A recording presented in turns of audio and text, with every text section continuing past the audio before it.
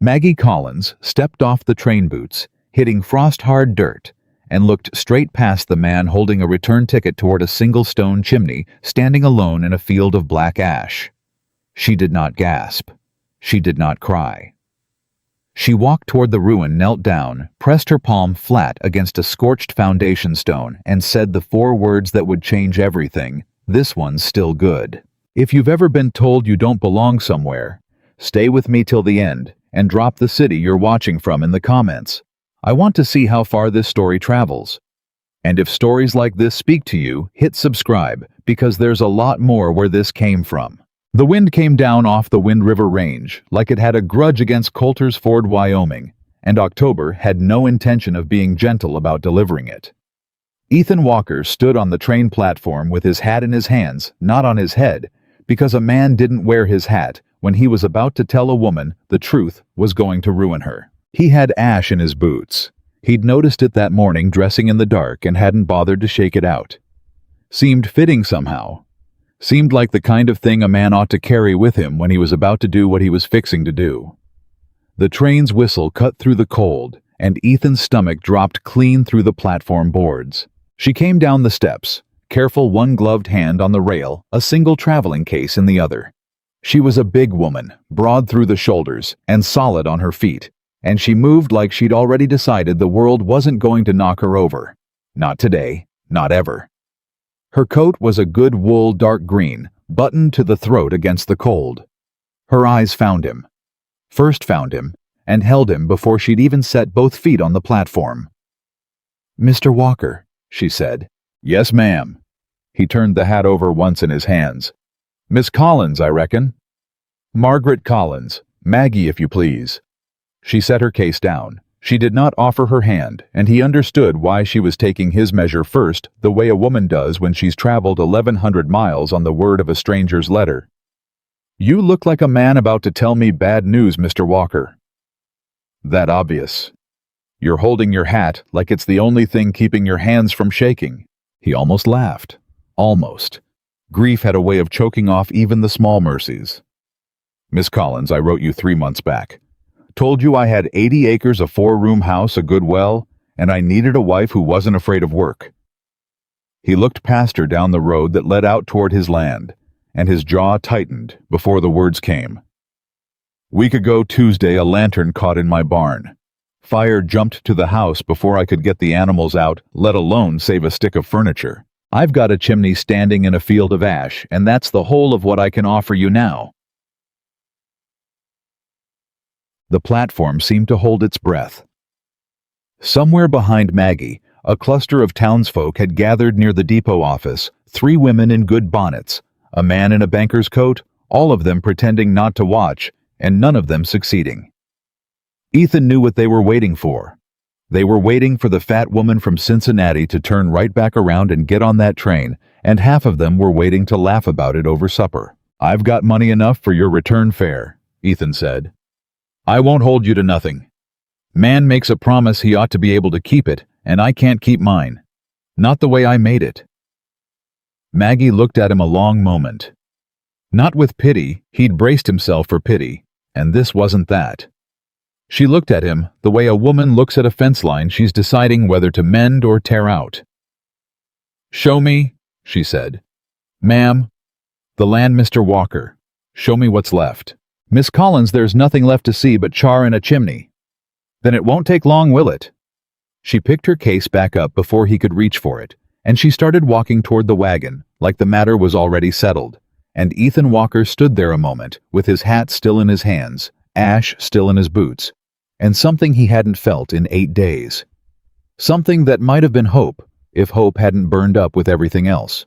The wagon ride out was quiet.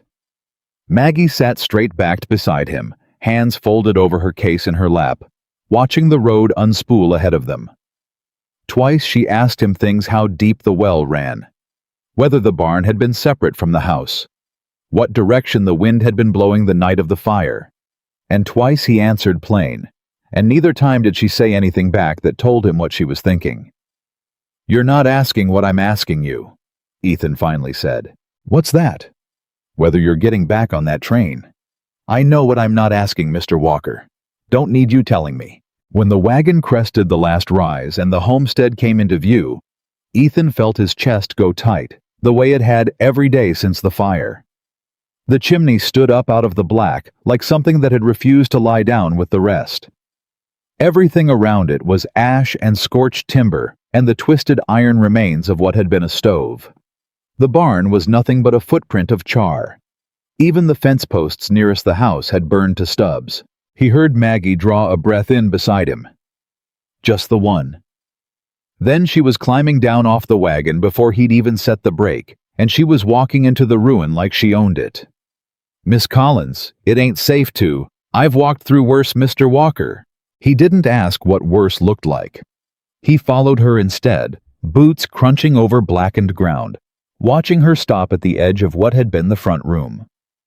She crouched down, not an easy thing for a woman her size to do in skirts. But she did it without a sound of complaint, and pressed her palm flat against a foundation stone. "This one's still good," she said. "Ma'am, the stone. Fire did not crack it clean through. See here?" She tapped it twice like she was testing a melon at market.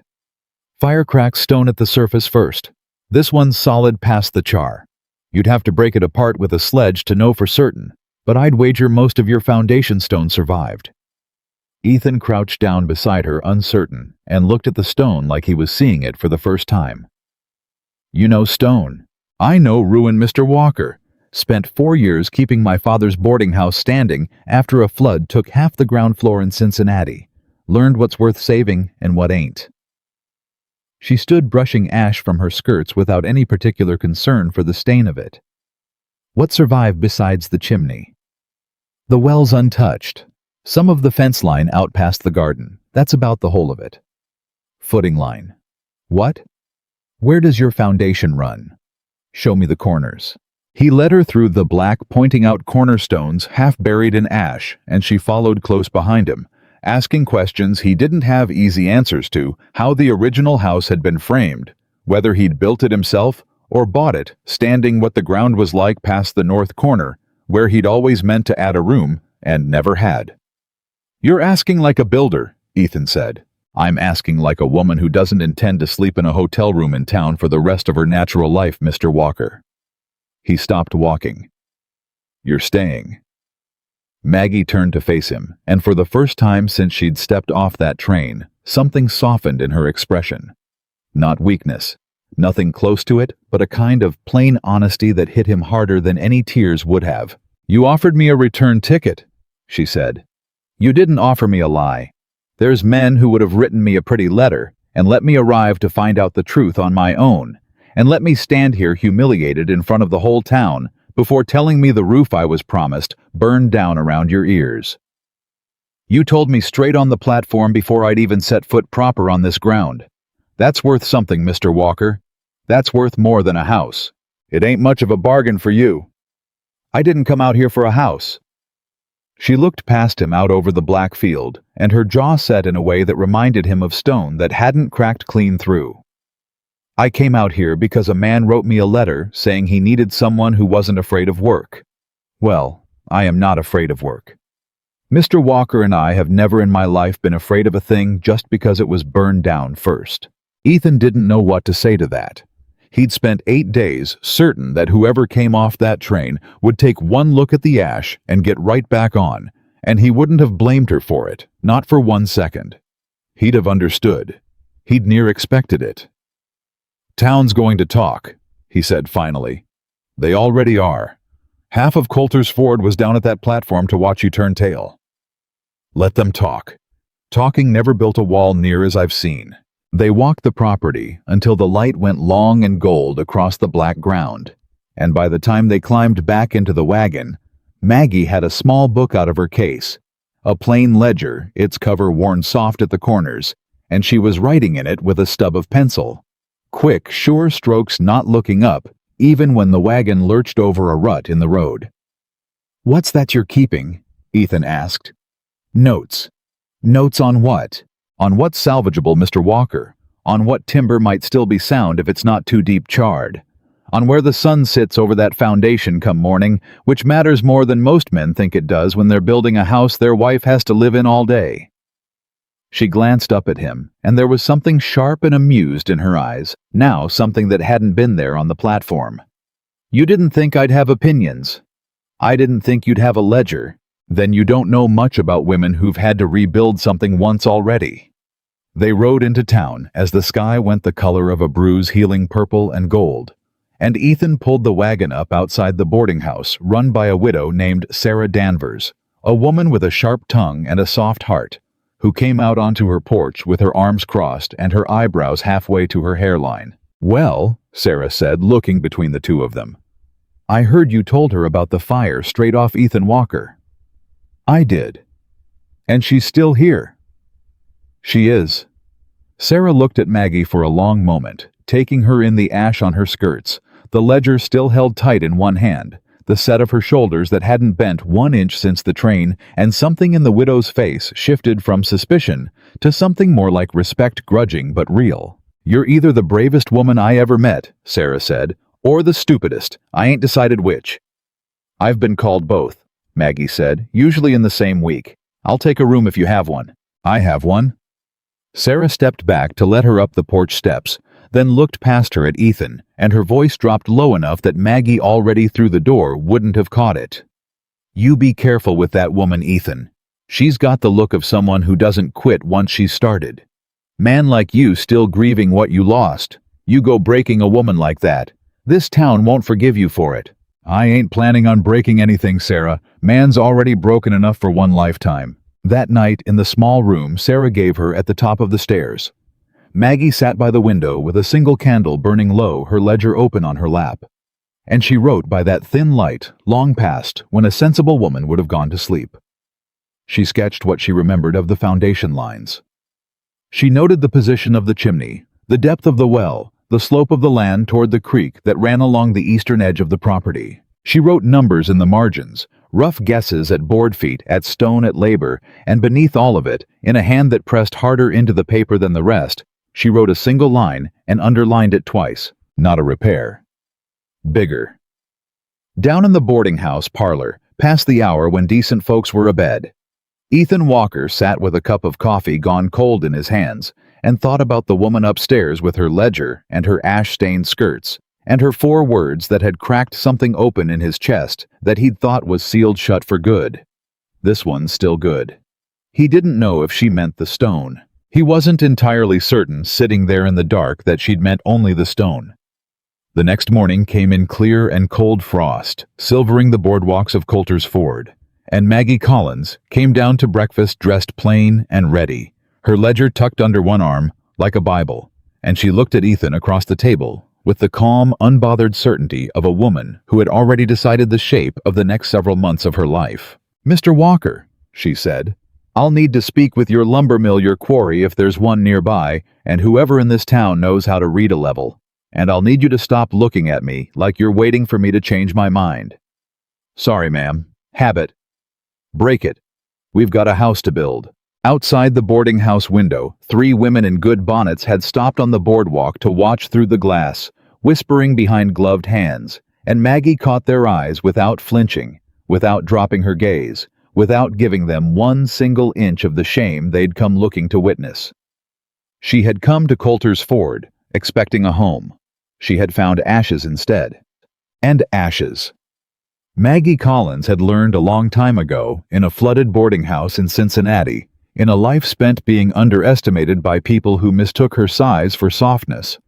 Ashes were just ground that hadn't been built on yet. The lumber mill sat at the edge of town where the creek bent hard toward the mountains, and the man who ran it, a barrel-built fellow named Silas Pratt, looked up from his saw bench with the particular blankness of a man who did not expect a woman to walk into his mill and start talking board feet. "Morning," Maggie said, ledger already open in her hand. "I'm told you're the man to see about lumber." "You're told right." Silas wiped his hands on his apron, glancing past her toward Ethan, who stood in the doorway with his hat pushed back. "Walker, didn't figure you'd be needing lumber again so soon. Thought the fire took the wind clean out of you." "It did," Ethan said. "She's the one putting it back." Silas looked at Maggie again, longer this time, the way men in small towns looked at things they hadn't been warned about. "You, the mail-order bride I heard about. the one that didn't turn tail at the depot. I'm the woman who needs 60 board feet of sound pine, Mr. Pratt, not a woman who's interested in what you heard. A pause. Then Silas laughed, short and surprised, and something in his shoulders loosened. 60 board feet's a start, but if you're rebuilding a whole house, you'll need triple that easy, and that's before you get to the framing timber. I know what I need. I'm asking what you've got, and what it'll cost, and how fast you can cut it. Silas set down his tools entirely, now giving her his full attention, and Ethan watched the exchange with something rising in his chest that felt dangerously close to pride, though he had no earthly right to feel proud of a woman he'd known less than a full day. I've got seasoned pine, some oak if you want it for the frame, and a stand of good spruce I haven't touched yet, Silas said. Cutting speed depends on how many hands I've got working the saw. Then hire more hands. That costs money, ma'am. So does rebuilding slow, Mr. Pratt, while winter comes down off that mountain range like it's got somewhere to be. Maggie flipped a page in her ledger, tapped a column of numbers she'd worked out the night before by candlelight. I want the framing lumber cut within the week. I want the sheathing boards cut the week after. If you can manage that, I'll pay fair, and I'll pay on time, and I won't quibble over a knot in the wood so long as it's structurally sound. Silas looked at Ethan again, half searching for some explanation, some sign that this was a joke being played on him. Ethan only shrugged, and there was something almost like a grin fighting at the corner of his mouth, the first Maggie had seen from him since the platform. She drives a hard bargain, Ethan said. She drives a fair one, Maggie corrected. There's a difference, Mr. Walker, and I'd thank you to learn it before we're much further along. They left the mill with a promise of lumber inside the week, and they hadn't gone 20 steps down the boardwalk before a woman's voice cut across the morning air, sharp as broken glass. Well, would you look at that?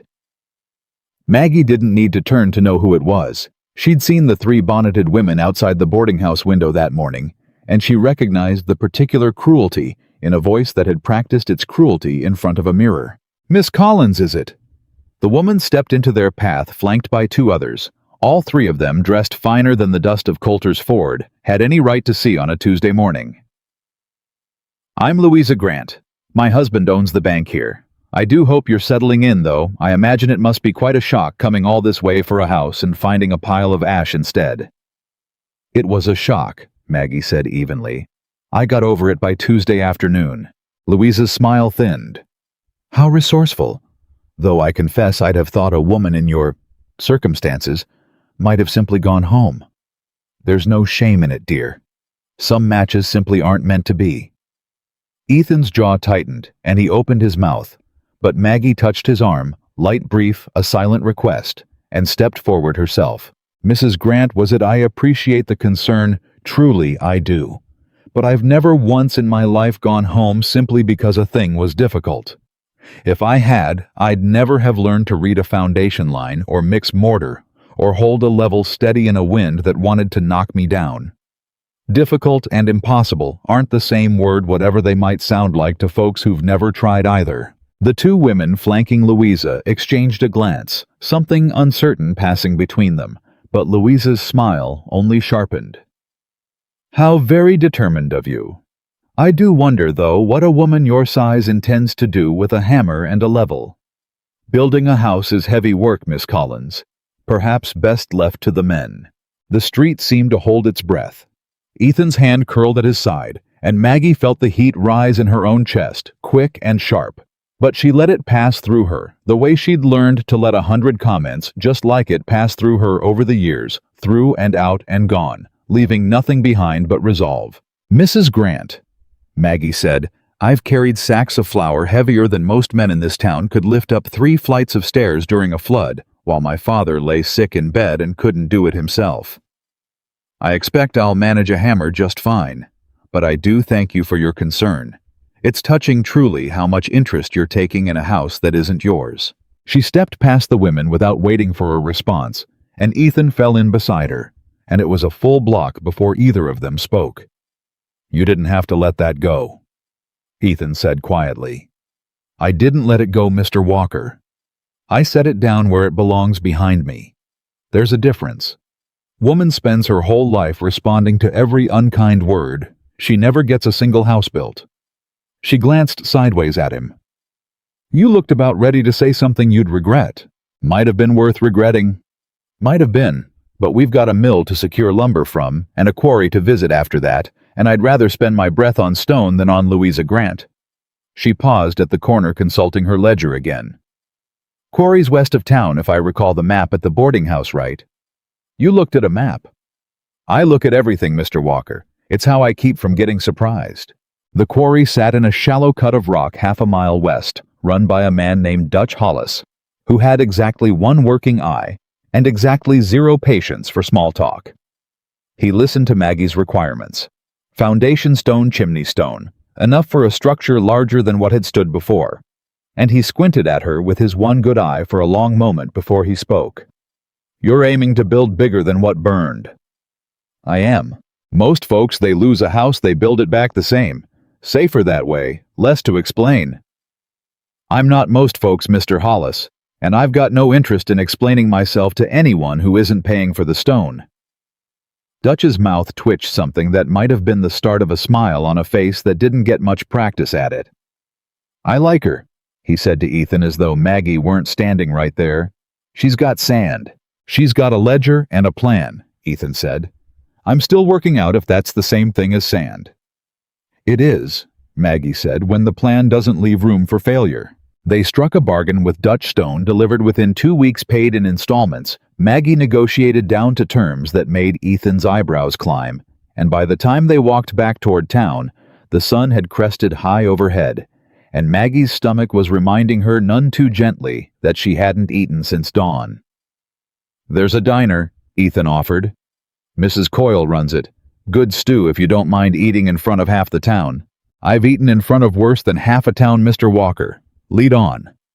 The diner was warm and close, thick with the smell of wood smoke and simmering beef, and every head in the place turned when they walked in, turned and lingered and turned back, to whispered conversations behind cupped hands. Maggie ignored it with the ease of long practice, settling into a chair across from Ethan, ordering stew and coffee without a single glance toward the room full of eyes. They're going to talk about this for a week, Ethan said. Let them. Talk's cheap, and I've got a house to build with the money I brought, not the opinions of strangers. She unfolded her ledger on the table, smoothing the pages flat. Now, tell me about the well. How deep does it run, and has it ever gone dry? 40 feet near enough. Never gone dry, not once in 6 years. Good. That's one thing the fire didn't touch. Tell me about the creek. Does it flood come spring? Some years. How bad? Bad enough I built the original house 20 yards back from the bank. Wasn't bad enough to touch the barn, though, which was closer. Maggie wrote that down her pencil, moving fast and sure. Then we build back from the bank same as before, but I want the new foundation set higher. Not by much, a foot, maybe less, but enough that a bad spring doesn't put water in your front room. That's smart thinking. It's practical thinking. Smart's got nothing to do with it. Smart is what people call a woman's good sense when they're too surprised to just call it good sense. She looked up at him, and there was a dry humor in her eyes that caught him off guard. You've been staring at me like I've grown a second head since we left the quarry, Mr. Walker. Wasn't staring. You were. It's all right. I imagine I'm not what you expected when you sent that letter. Ethan was quiet a moment, turning his coffee cup slow between his hands. Truth is, Miss Collins, I don't rightly know what I expected. Man writes a letter like that, he's got some picture in his head, but the picture never matches what walks off the train. I expected somebody scared. Somebody looking for rescue. He shook his head slowly. I didn't expect somebody who'd walk into a burned house and start taking measurements before she'd even had her supper. Would you rather I'd been scared? No, ma'am, I don't believe I would. Something passed between them then, quick and unspoken, and Maggie looked back down at her ledger before it could settle into anything neither of them was ready to name. Tell me about the barn, she said. Was it attached to the house or separate? Separate. 30 yards off upwind. Then we'll rebuild it separate again, but further off this time. If a lantern catches again, and lanterns catch, Mr. Walker, That's simply the nature of fire and carelessness. I want enough distance that it doesn't take the house with it." Ethan's jaw tightened at that, the reminder of his own carelessness landing harder than she'd meant it to. "That lantern was mine," he said quietly. "I hung it on a nail I shouldn't have trusted, and I went inside to sleep instead of checking it twice like I always did. Every night for 6 years I checked that lantern twice, and the one night I didn't." He stopped. Maggie set down her pencil. "Mr. Walker," she said, "a man who blames himself for every gust of wind and every loose nail will spend his whole life kneeling in the ashes instead of building something new on top of them. I didn't say that to shame you. I said it because a house that burned once needs to be built smarter the second time, that's all. That's not blame. That's just carpentry." He looked up at her, and there was something raw in his face that he hadn't shown her yet. Not the careful honesty of the platform, but something underneath that. "My wife," he started, and then stopped again, and Maggie went very still, because she hadn't known there'd been a wife, hadn't seen it in the letter, hadn't heard a word of it from anyone in town. "You were married before," she said carefully. 3 years back. Fever took her the second winter. He said it plain the way a man says a thing he's said 100 times to himself alone, and never once out loud to another living soul. "House I built for her. Every board of it. And I stood in the ash a week ago and watched the last thing I built for her burn down to nothing, and I thought—" He shook his head. "Don't rightly know what I thought. Just that it seemed fitting somehow. Seemed like the house knew it wasn't supposed to stand without her in it." The diner noise seemed to fall away around them. Maggie reached across the table, not far. Not dramatic, just far enough to rest her hand briefly over his ruff with ledger ink and travel steady, in a way that surprised even her. "Mr. Walker," she said quietly, "a house doesn't know anything. It's boards and stone and mortar, and it stands or falls on how well it's built, not on who's buried in the ground it sits on. Your wife isn't in that chimney. She's in whatever you choose to build next if you let her be.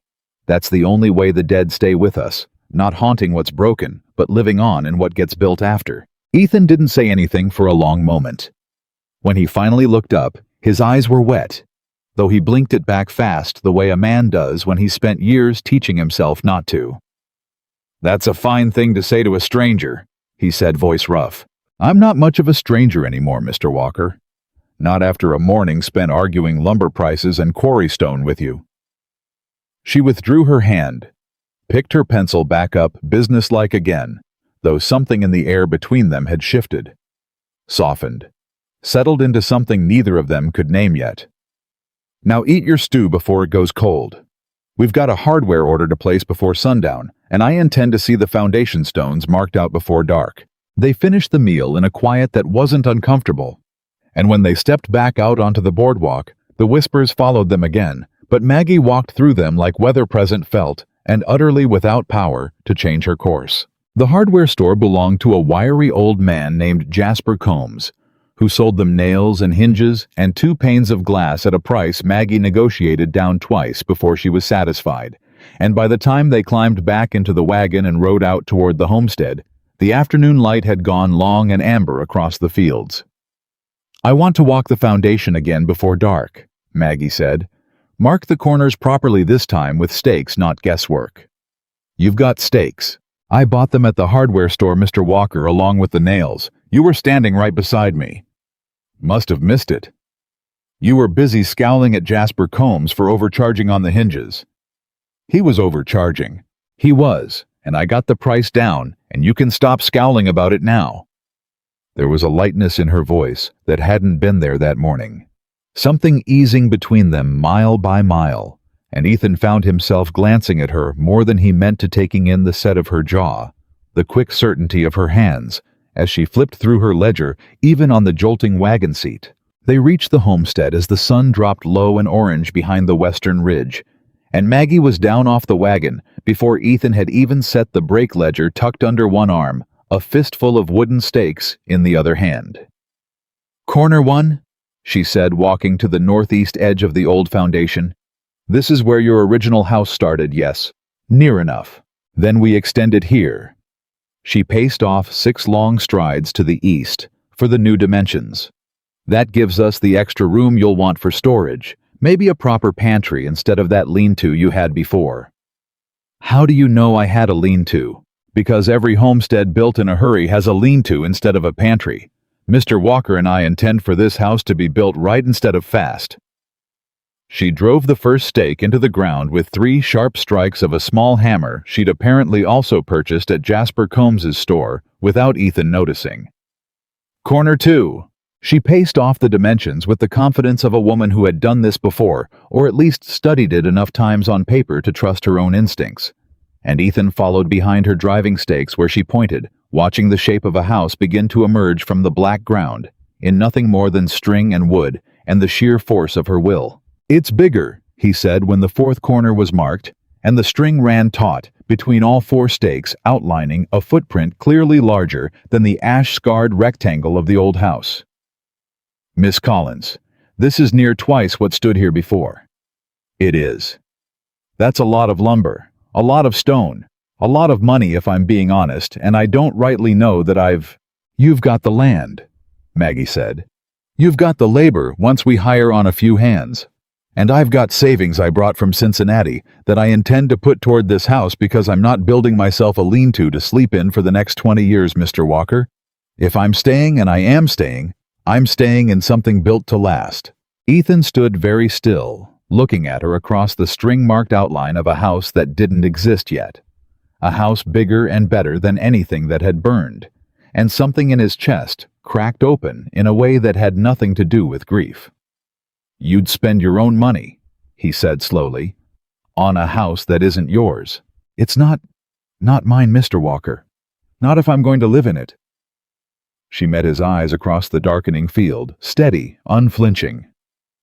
"Or were you under some impression I intended to build you a house and then hand you back your ring and get on the next train?" "No, ma'am, wasn't under that impression at all." "Good. Then we understand each other." She drove the last stake into the ground, straightened, and looked out over the marked foundation with something like satisfaction settling across her features. "Tomorrow, I want the men hired. 2, maybe 3, if Silas can spare them from the mill. We break ground on the foundation trenches by the end of the week. That's fast." "Winter's faster." They rode back into town in the last violet light of evening, and when they pulled up outside the boarding house, Sarah Danvers was waiting on the porch, with her arms crossed, and a look on her face that suggested she'd been waiting there a while. "Whole town's talking," Sarah said without preamble. "Louisa Grant's telling anyone who'll listen that you 2 marked out a house twice the size of the last one. Said it like it was scandalous." "It's not scandalous," Maggie said, climbing down from the wagon. "It's arithmetic." Sarah's mouth twitched.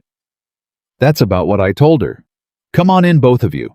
Supper's on, and you look like you've been arguing lumber prices all day."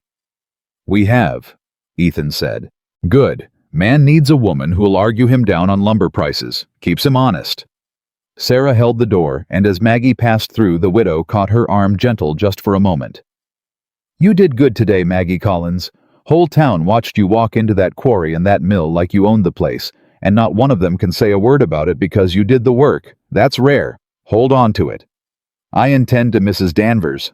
Inside, over a supper of roasted chicken and buttered potatoes, Ethan found himself talking more than he had in the 8 days since the fire. Talking about the barn he wanted rebuilt further off, this time about the 2 glass panes he'd bought that afternoon, and where he thought the light might fall.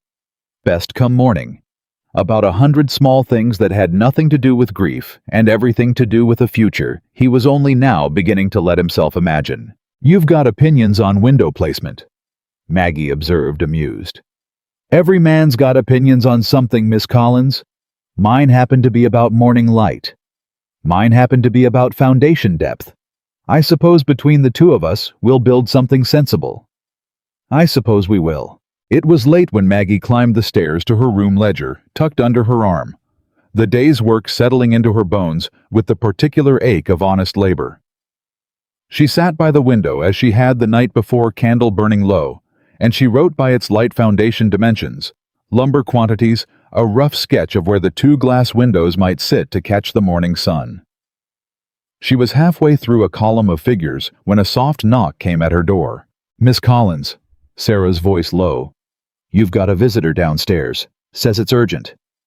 Maggie frowned, set down her pencil, and made her way down the narrow stairs to find a boy of maybe 12, standing in the parlor cap in his hands, breathing hard, like he'd run the whole way from wherever he'd come.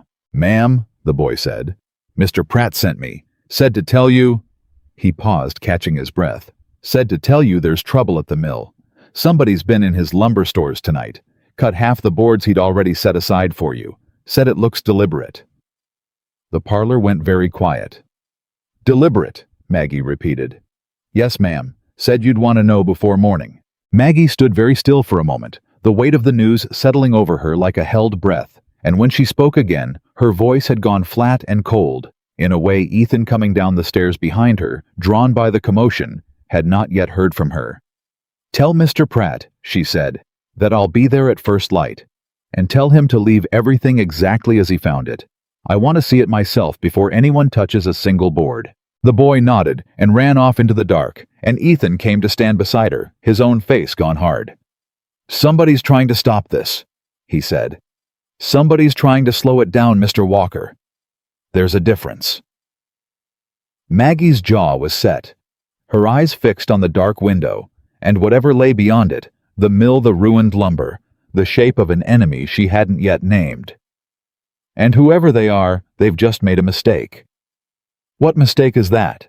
She turned to look at him, and there was something in her expression now that hadn't been there before.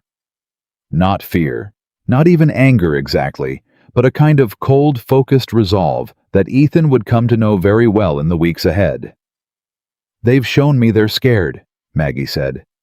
"And scared men make mistakes, Mr. Walker. Tomorrow we find out whose." She turned and went back up the stairs, ledger still in hand, already planning 3 steps ahead of whatever waited for her at first light. And Ethan Walker stood alone in the dark parlor for a long moment, watching the empty stairs, feeling something shift and settle inside him that he hadn't expected to feel again. Not since the fever took his wife, not since the fire took his house.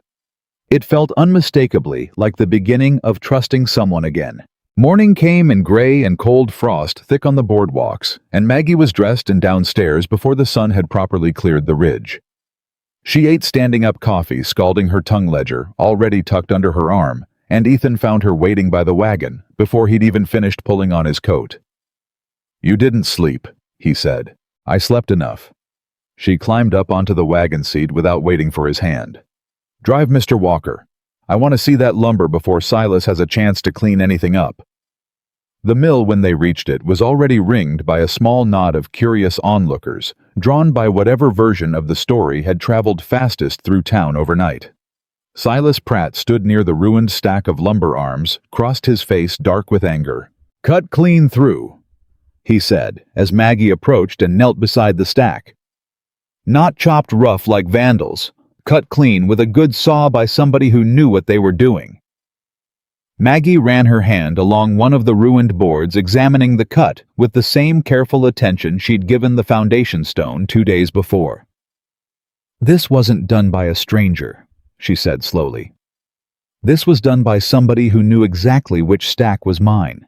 "Only a handful of folks knew that," Silas said. "Me, you two, and whoever I mentioned it to in passing, which—" he stopped, something crossing his face. "Which was who, Mr. Pratt?" Silas hesitated, glancing toward Ethan, then back at Maggie.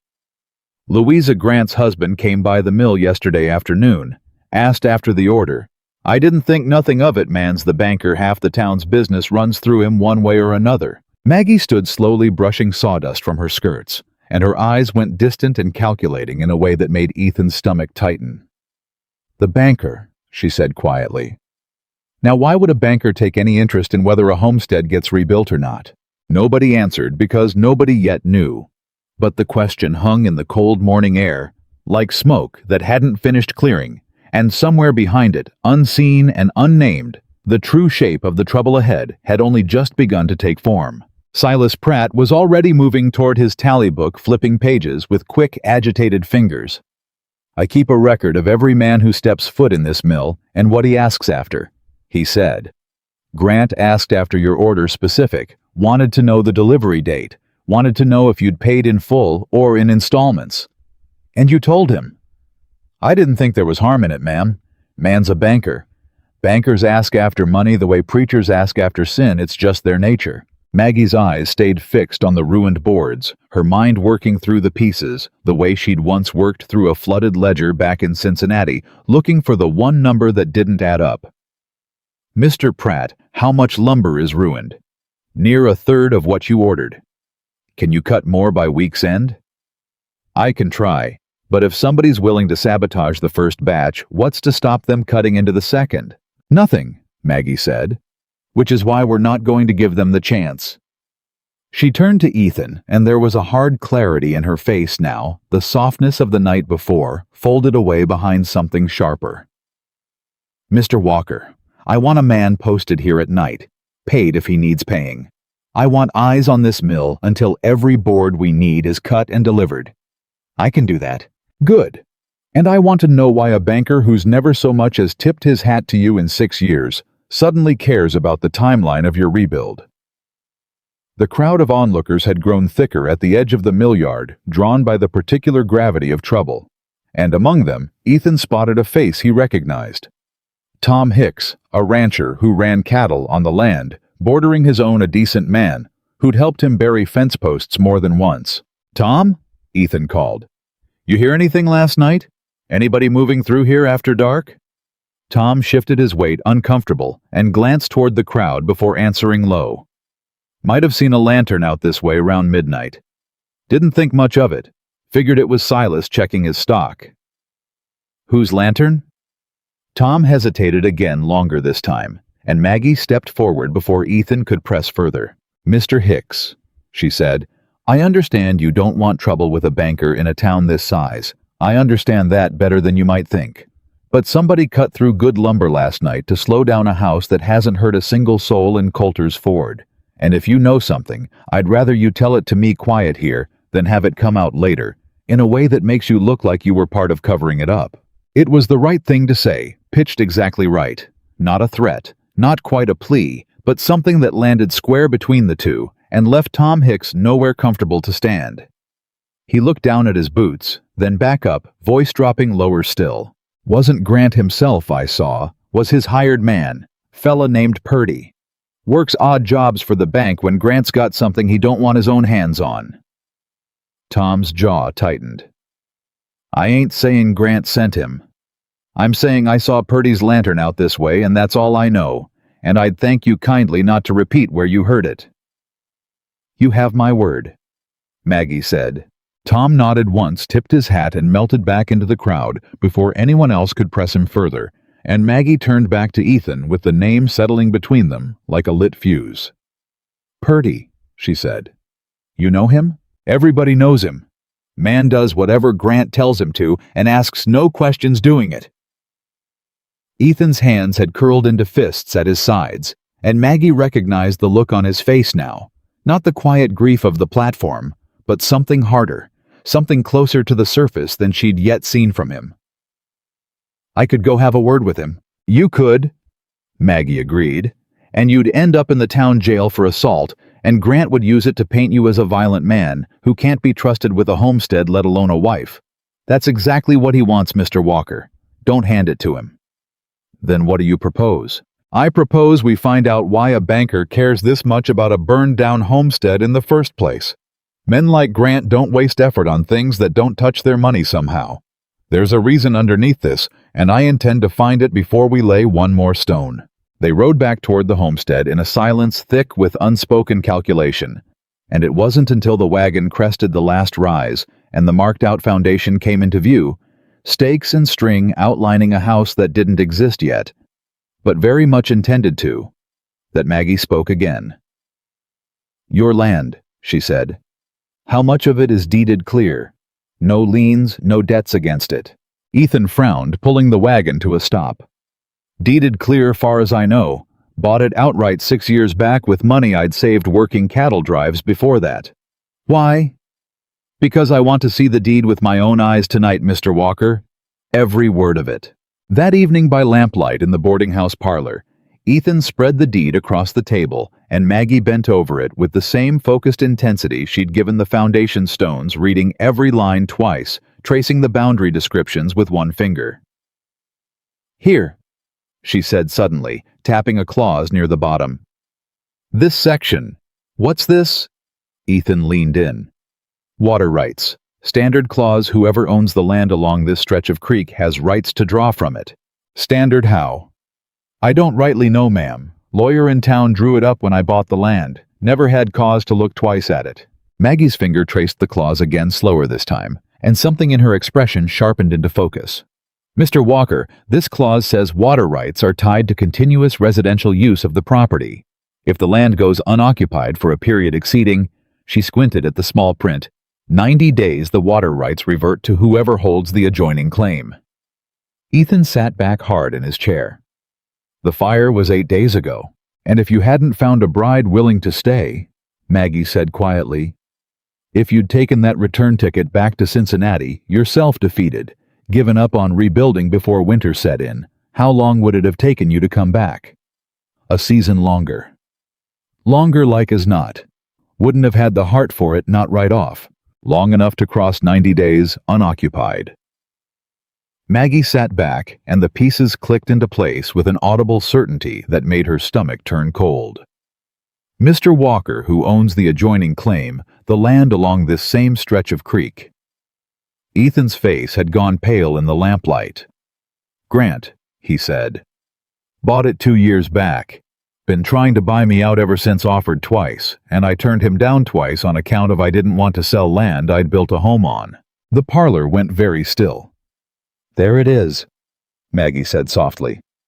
"That's your reason, Mr. Walker. Grant's not sabotaging a lumber order out of spite. He's trying to make certain this homestead sits empty long enough for those water rights to revert to him. A burned house, a discouraged widower, a bride who turns around and heads back east. That's 90 days of nothing but ash and silence. And then the creek belongs to him, free and clear. That's—" Ethan's jaw worked, fury and disbelief warring across his face. "That's theft. Plain and simple theft dressed up in a lawyer's clause. It's worse than theft. It's patient theft. He's been waiting on this for 2 years, and the fire handed him the opportunity on a silver platter." Maggie closed the deed, carefully smoothing the pages flat. "Which means every day we build faster than he expects. Every board that goes up despite his interference is a day closer to this homestead staying exactly where it belongs. In your name, Mr. Walker, not his." "You think that's why Purdy cut the lumber?" "I think Purdy cut the lumber because slowing down construction serves Grant's timeline. The longer this house stays unfinished, the closer we drift toward that 90-day mark, and the more it starts to look from the outside like a homestead that's failing rather than rebuilding." Maggie stood pacing now, the ledger forgotten on the table. "We need this house standing walls up, roof on, smoke coming out that chimney well before those 90 days run out. Not for pride, Mr. Walker, for the deed." Ethan watched her pace, watched the fierce, focused calculation moving behind her eyes, and felt something settle in his chest that he hadn't expected to feel again in this lifetime. Not just gratitude, not just the easy companionship of shared labor, but something that went bone deep, something that felt dangerously close to falling. "Miss Collins," he said quietly. She stopped pacing, looked at him. "Ain't nobody in my whole life fought this hard for something that wasn't rightly theirs to fight for," he said. "You've known me 3 days. I've known ash 3 days, Mr. Walker. I've known injustice a good deal longer than that, and I've never once been able to walk past it without doing something." She held his gaze steady, unflinching. "Besides, if I'm staying and I meant that when I said it, then this land is rightly mine to fight for too, whatever comes of it." The moment stretched taut and unspoken until a knock at the parlor door broke it clean in half, Sarah Danvers poking her head in with an apologetic look. "Sorry to interrupt," she said, "but there's men here asking after lumber. Say Silas sent them. Something about the second batch already cut and ready for delivery on account of he worked through the night." Maggie's expression shifted instantly back to business, the moment folded away for later. "Then let's not keep them waiting. The next several days moved faster than Ethan had known days to move since before the fever took his wife. Lumber arrived under armed watch delivered by two of Silas's sons, with a hired man riding alongside for good measure. Stone came from Dutch Hollis's quarry in 3 separate wagon loads, and Maggie oversaw every delivery personally, counting each piece against her ledger, refusing to sign for anything short of what she'd ordered. By the end of the first week, the foundation trenches were dug, hired hands working alongside Ethan, from dawn until the light failed sweat and dirt, and the particular satisfaction of visible progress. And Maggie walked the trenches each evening with a level and a length of string checking depth and angle, with a precision that made even the hired men gruff and skeptical at first start nodding along instead of exchanging doubtful glances behind her back. "She's got a sharper eye than most foremen I've worked under," one of the hands, a young man named Cole, admitted to Ethan on the 4th evening, wiping sweat from his brow. "Caught a bad angle on the north trench yesterday that would have thrown the whole foundation off by inches. Inches don't sound like much till you're setting a roofline 6 months from now and it don't square right." "She catches everything," Ethan said, and there was no small amount of pride in the way he said it. The foundation stone went in on the 8th day, Dutch Hollis himself overseeing the mortar work alongside Maggie, who'd apparently spent an entire evening reading a borrowed book on masonry that Sarah Danvers had produced from some dusty shelf in the boarding house parlor. "Mortar's got to cure slow," Dutch told her, watching her mix a batch with careful measured movements. "You rush it, it cracks come first frost." "I'm not rushing the mortar, Mr. Hollis. I'm rushing everything around it." Her first batch came out too wet, slumping between the stones instead of holding firm, and she scraped it out without a word of complaint, adjusted the ratio, and tried again. The second batch held better, but not perfect, and it was the 3rd attempt. Hands blistered now, ash-gray mortar dust ground into the creases of her knuckles that finally set true holding stone to stone, with the particular satisfying solidity of work done right. "There," she said, sitting back on her heels, breathing hard. "That's the ratio." Dutch examined her work with his one good eye, running a thumb along the seam. "Better than half the men I've watched learn this trade," he said. "You'd have made a fine mason, ma'am, born a different life." "I was born this life, Mr. Hollis. Just took a while to find the trade that suited it." Word of the rebuild spread through Coulter's Ford faster than Maggie could have anticipated, and not all of it unkind.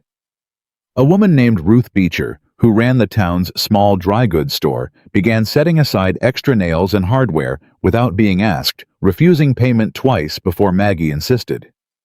An old rancher named Cyrus Webb, who'd said not 2 words to Ethan in the 6 years since he'd bought his land, showed up on the 10th morning with his own team of mules and a wagon full of extra timber he claimed he had no use for. "Heard you were building bigger than what burned," Cyrus said gruffly, unloading the timber without waiting to be asked. "Figured a man rebuilding from nothing could use a hand from a neighbor who's got more lumber than sense." "I can't pay you for this, Cyrus." "Didn't ask you to." Cyrus glanced toward Maggie, who was up on the half-framed wall hammer in hand, directing 2 hired men on the placement of a crossbeam with the easy authority of someone who'd been doing this work her whole life instead of 11 days. "Your woman there's turned half this town around Walker. Louisa Grant can talk all she wants about scandal. Rest of us can see what's plain in front of our own eyes. She's not." Ethan started, then stopped because the correction. "She's not my woman. Not yet. Not in any way that's been spoken aloud between us," felt suddenly false in his mouth, felt like a lie, dressed up as honesty. "She's something," he said instead, and left it there. Cyrus grunted, satisfied with whatever answer that was, and set to work unloading the rest of his timber without another word on the subject. But not every visitor to the homestead came bearing gifts. On the 12th day, as the frame rose taller and the shape of the house became unmistakable against the sky, a fine carriage rolled up the road toward the property, and Ethan felt his stomach drop clean through the moment he recognized it. Harold Grant climbed down from the carriage with the careful, unhurried movement of a man accustomed to being waited on his coat, too fine for a working homestead, his boots too clean for the mud and sawdust that covered every other man on the property. "Walker," Grant said, tipping his hat with a courtesy that didn't reach his eyes. "Quite the operation you've got going here." Grant. Ethan set down the hammer he'd been holding, every muscle in his body gone taut. What brings you out this way? Concern Walker. Nothing more. A man rebuilds his whole life in less than 2 weeks. Folks start to wonder where the money's coming from. Bank likes to keep an eye on that sort of thing. Grant's gaze traveled over the framed walls, the stacked lumber, the stone foundation rising solid and square from ground that had been nothing but ash a fortnight before, and something flickered across his face that he didn't quite manage to hide. Not concern at all, but something closer to alarm. Faster than I'd have expected, I'll say that much. We work hard, Mr. Grant. Maggie had come down off the half-built wall by then, wiping her hands on a rag, and she crossed the yard to stand beside Ethan with a composure that made Grant's polite smile falter just slightly. Miss Collins, I presume, Grant said. My wife's mentioned you. Quite favorably, I'm sure. I'm certain she has, Mr. Grant. Maggie's voice was pleasant, even giving nothing away. You're the banker, I understand. I don't believe we've had the pleasure of discussing business. No business to discuss, Miss Collins. Merely a neighborly visit. How generous of you to travel all this way for neighborliness, given you own land 2 miles distant, and haven't once, by Mr. Walker's account, paid a neighborly visit in 6 years. Maggie let that sit a moment, watching Grant's composure tighten by degrees. Though I understand you have taken quite an interest in the timeline of our rebuild, asking after delivery dates at the lumber mill. Curious for a man with no business to discuss. Grant's smile went thin and brittle. I don't know what you mean to imply, Miss Collins. I'm not implying anything, Mr. Grant. I'm simply observing that a banker who visits a burned homestead unannounced after making inquiries at the lumber mill about delivery schedules on the same week that lumber mysteriously turns up sabotaged is a banker inviting a great deal of curiosity from anyone paying close attention. Maggie's voice never rose, never sharpened into accusation, and that measured calm made the words land harder than shouting ever could have. And I am Mr. Grant, paying very close attention. The silence that followed stretched long and taut, Grant's carriage horse shifting restlessly in its traces, the hammering of the hired men falling still, as word of the confrontation rippled through the worksite. That's a serious accusation, Grant finally said, voice gone cold. I haven't made an accusation, Mr. Grant. I've made an observation. There's a difference, and I expect a man in banking understands the distinction better than most. Maggie held his gaze without blinking. But I'll tell you plainly, since we're being neighborly, this homestead will stand finished well before any 90-day clock runs its course. Every board, every stone, every nail. And when it's finished, I intend to have Mr. Walker's lawyer review that water rights clause in the deed, most carefully to be certain. Nothing about its language has been misrepresented to him at the time of purchase. Grant's face had gone the particular gray-white of a man watching a carefully laid plan crumble in real time. I don't know what you're insinuating. I'm insinuating nothing, Mr. Grant. I'm simply a careful reader of documents. Maggie smiled thin and pleasant and utterly without warmth. Good day to you. Do give your wife my regards. I understand she takes quite an interest in my circumstances. Grant stood a moment longer, jaw working clearly, searching for some retort that wouldn't further incriminate him, and finding none. He turned sharply and climbed back into his carriage without another word, driving off in a spray of dirt and wounded pride. The worksite erupted into low murmurs the moment the carriage cleared the rise, and Ethan turned to Maggie with something between astonishment and awe written plain across his face. You just accused a banker to his face of sabotage and fraud. I observed, Mr. Walker. I never once accused. A faint, satisfied smile touched her mouth. But he heard the accusation plain enough underneath it, and now he knows we've seen the clause in that deed for exactly what it is. Whatever he intended to try next, he'll think twice about it now that he knows we're watching. He could still cause trouble. He could. Men like Grant don't give up easy on money they've already counted as theirs. Maggie turned back toward the half-framed house, already moving on, already thinking 3 steps ahead. Which is exactly why we're not slowing down for a single day. Cole. That crossbeam wants another brace before we set the next one." The work resumed, the hammering picking back up.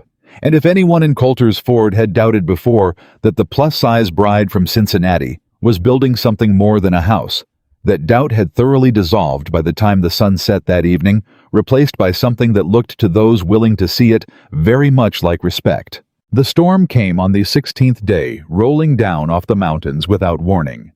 Dark clouds swallowing the afternoon sun whole and turning the sky the color of an old bruise.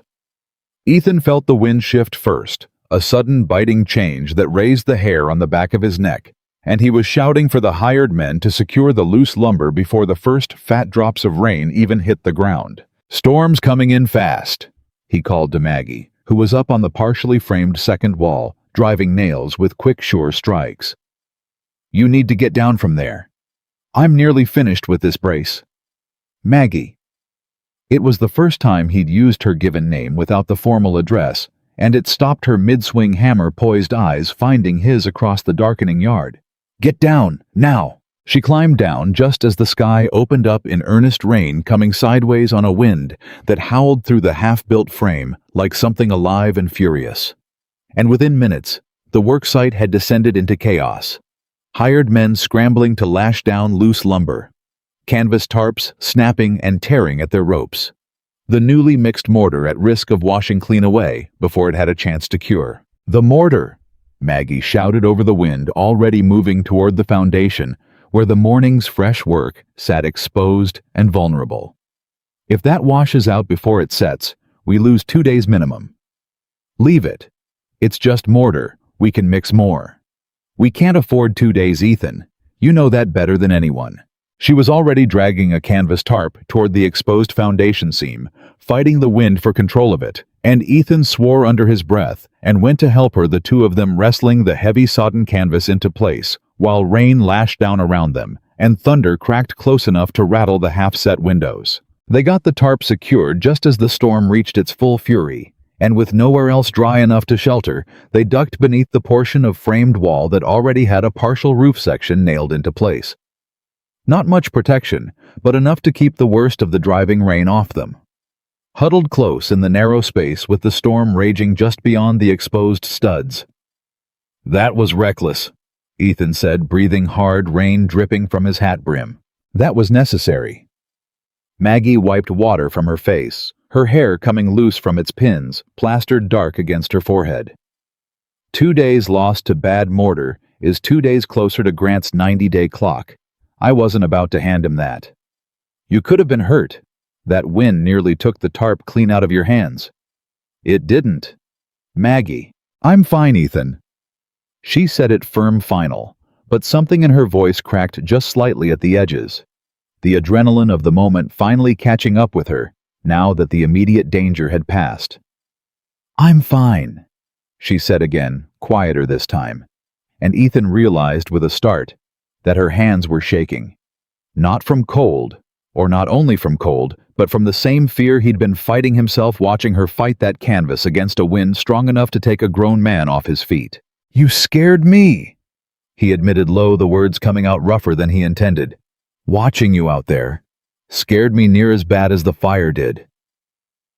Maggie went still beside him, rain drumming on the partial roof above their heads, thunder rolling long and low across the darkened sky.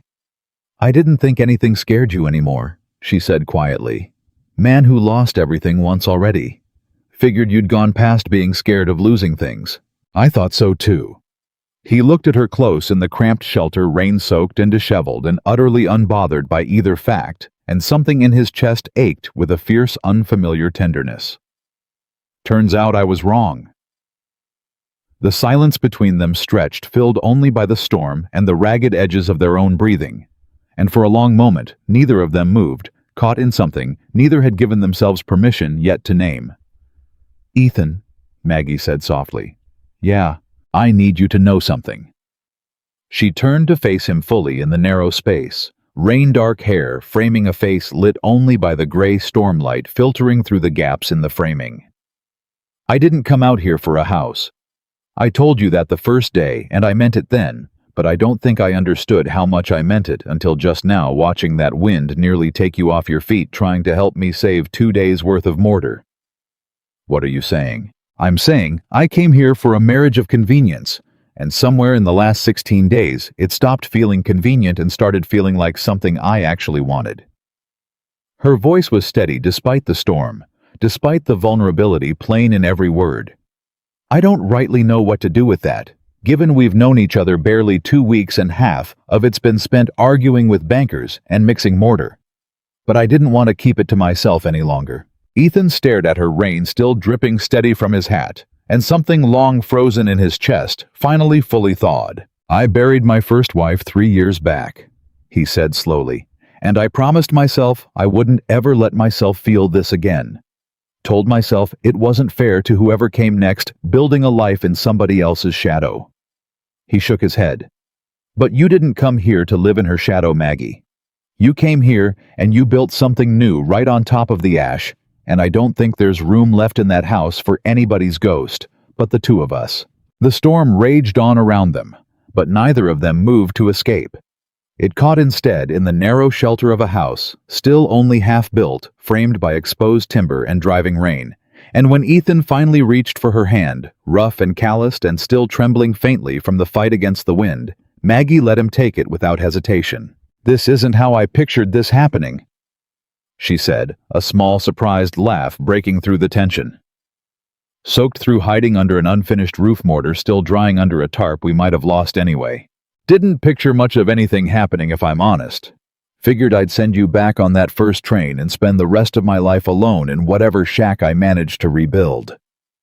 Ethan's thumb moved slow across her knuckles, rain still running down both their faces. "Glad I was wrong about that too." The storm broke an hour later, retreating back over the western ridge in long gray curtains of rain. And when Ethan and Maggie emerged from their narrow shelter to survey the damage, they found the foundation mortar had held, cracked in one small corner, but largely intact, the tarp having done its job despite the wind's best efforts to tear it loose. "2 days saved," Maggie said, surveying the damage with visible relief. "Worth the risk, then." "Worth the risk," she agreed. And something in the way she said it carried a weight far beyond mortar and lumber, and Ethan found himself smiling. Really smiling for the first time since long before the fire, as the hired men emerged from their own shelter to begin the work of righting what the storm had scattered. Word of the confrontation with Grant, and of the storm, and of the steadily rising walls of the Walker homestead traveled through Coulter's Ford in the days that followed, gathering weight with each retelling, until even the most skeptical corners of town had begun to speak of Maggie Collins with something other than pity or scorn. But not everyone in town had softened. Louisa Grant, cornered at the dry goods store by Ruth Beecher's pointed questions about her husband's visit to the homestead, grew visibly agitated, her carefully composed manner slipping just enough to reveal something sharper underneath. "I don't know what that woman thinks she's accomplishing," Louisa snapped loud enough that half the store turned to listen. "Building something that size that fast with a man's reputation already in tatters from one fire. Mark my words, it'll fall apart before winter's through one way or another." Ruth, unimpressed, only raised an eyebrow. "Seems to me it's standing taller every day I ride past it, Louisa. Might be time to find something else to mark your words about." The exchange traveled fast, as such things did in a town the size of Coulter's Ford. And by the time it reached Maggie's ears that evening, relayed by Sarah Danvers over supper, with no small amount of relish, she only shook her head and returned to her ledger. "Let her worry," Maggie said. "Worry's a poor substitute for work, and she's never once in her life had to do the second." But Grant's agitation, filtered through his wife's careless words, told Maggie something valuable. The banker was rattled, his plan unraveling faster than he'd anticipated, and a rattled man in Maggie's long experience was a man prone to mistakes. The mistake came on the 20th day, in the form of a letter delivered to the boarding house by a nervous young clerk from the bank, addressed to Ethan Walker in Grant's own careful hand. Ethan opened it at the supper table, Maggie watching his face darken as he read. "What is it?" she asked. "Notice of a lien," Ethan said, voice tight with fury. "Grant's claiming I owe back payment on a loan I took out 2 years back to buy seed and stock." Says if it's not settled in full within 30 days, he's got grounds to force a sale on part of the land to cover the debt. Maggie held out her hand for the letter. Reading it over twice with the same careful, methodical attention she gave everything, and when she looked up, there was a grim, focused light in her eyes that Ethan had come to recognize as the look of a woman circling toward a solution. "Ethan," she said slowly, "did you actually take out this loan?" "I did. Paid it back in full 18 months ago. Got the receipt somewhere in my papers if the fire didn't take it. Then Grant's committing fraud in writing Mr. Walker, and he's just handed us the proof of it in his own hand." A slow, fierce smile spread across her face. The same smile Ethan imagined she must have worn facing down a flooded boarding house full of ruined ledgers. "We need that receipt. Tonight, if it survived. And tomorrow we're paying a visit to the county clerk's office because I intend to see this man answer for every ounce of trouble he's caused us, not with fists, not with threats, but with the one thing a banker fears more than losing money." "What's that, being caught?" Maggie said in broad daylight by his own paperwork. They tore the boarding house room apart, looking for that receipt. Ethan's traveling trunk emptied out across the narrow bed, papers scattered and sorted, with a growing sense of dread, as minute after minute passed without success. "It might have burned," he said finally, sitting back on his heels, amid the scattered documents, defeat creeping into his voice. "I kept most of my papers in the house, not out in the barn. If it was in that desk in the front room, then it's ash," Maggie finished quietly. "Along with everything else." Ethan dropped his head into his hands, and for a moment, the weight of everything, the fire, the fraud, the 90-day clock ticking down somewhere in the back of both their minds, seemed to settle over him all at once, crushing in a way 16 days of hard labor hadn't managed to do. "Without that receipt, it's my word against his," Ethan said. "And in this town, a banker's word carries further than a homesteader's, especially one whose house just burned down under suspicious circumstances he can't fully explain." Maggie was quiet a moment, thinking, her fingers tapping a slow rhythm against her ledger. Then something sparked behind her eyes. "The bank keeps its own records," she said slowly. "Every loan, every payment, every receipt issued a bank that size has got to keep a ledger of its own separate from whatever Grant's trying to claim to your face. If you paid that loan back in full, there's a record of the payment somewhere in that bank's books, whether Grant wants it found or not. He's the banker, Maggie. He controls those books. He controls access to them. He doesn't control who else might have seen them." Maggie stood, already pacing the familiar rhythm of a plan taking shape behind her eyes. "Who works under him? Who else touches those ledgers day to day?" Ethan thought a moment. "There's a clerk, young fellow name of Whitfield. Does most of the actual bookkeeping. From what I understand, Grant's more concerned with shaking hands and making deals than balancing columns himself." "Then we need to speak with Mr. Whitfield," Maggie said, quietly, "before Grant gets word of what we're after." They found Whitfield the following morning, not at the bank itself, but at the small church on the edge of town, where he sat alone in a back pew, during the quiet hour before Sunday service. A young man with ink-stained fingers and the perpetually harried look of someone caught between duty and conscience. "Mr. Whitfield," Maggie said, sliding into the pew beside him without invitation, Ethan taking the other side. "I wonder if we might have a word."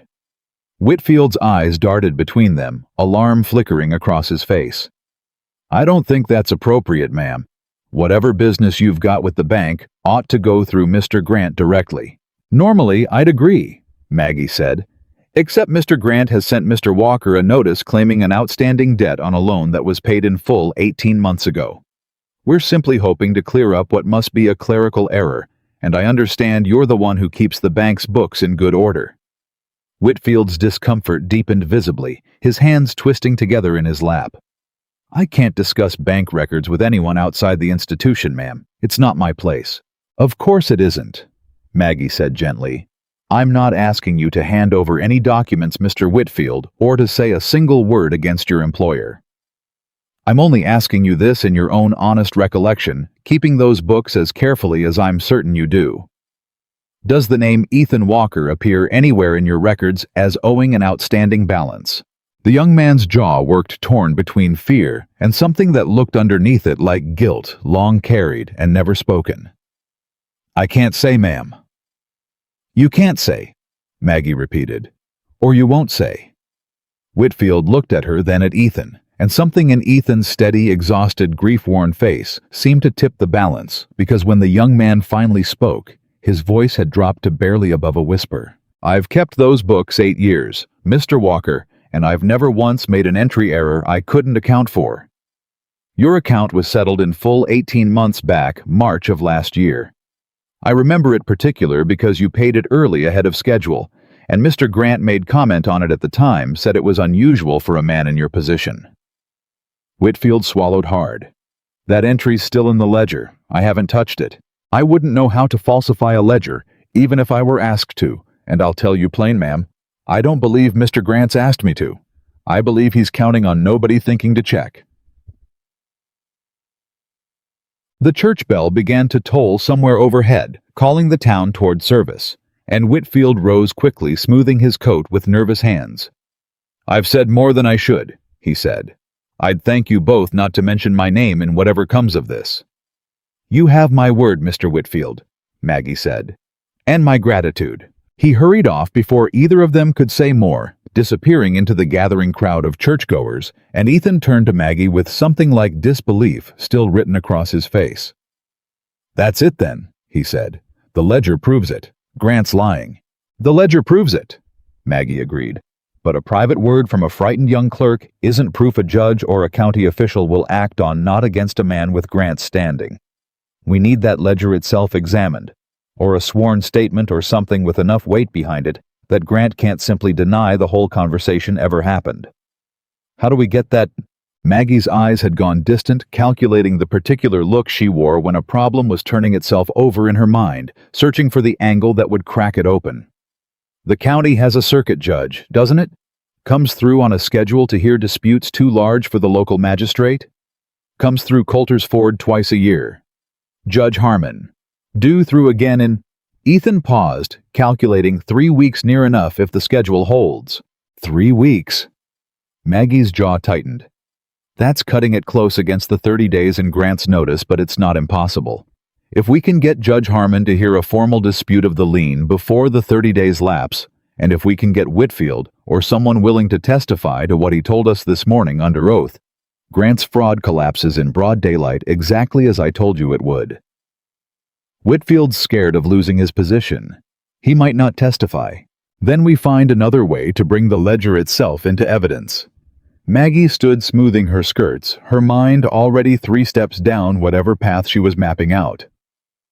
Come, we've got a house to keep building and a case to build alongside it, and I don't intend to let either one slip for lack of trying. The following weeks unfolded at a pace that left Ethan half breathless, just trying to keep up mornings spent framing walls and raising rafters alongside the hired men, afternoons given over to quiet, careful investigation that Maggie conducted with the same meticulous precision she brought to every foundation measurement. She wrote letters to the county recorder's office in the seat of government, 2 days' ride, distant, requesting copies of the original loan documents filed at the time Ethan had taken out his loan 2 years back.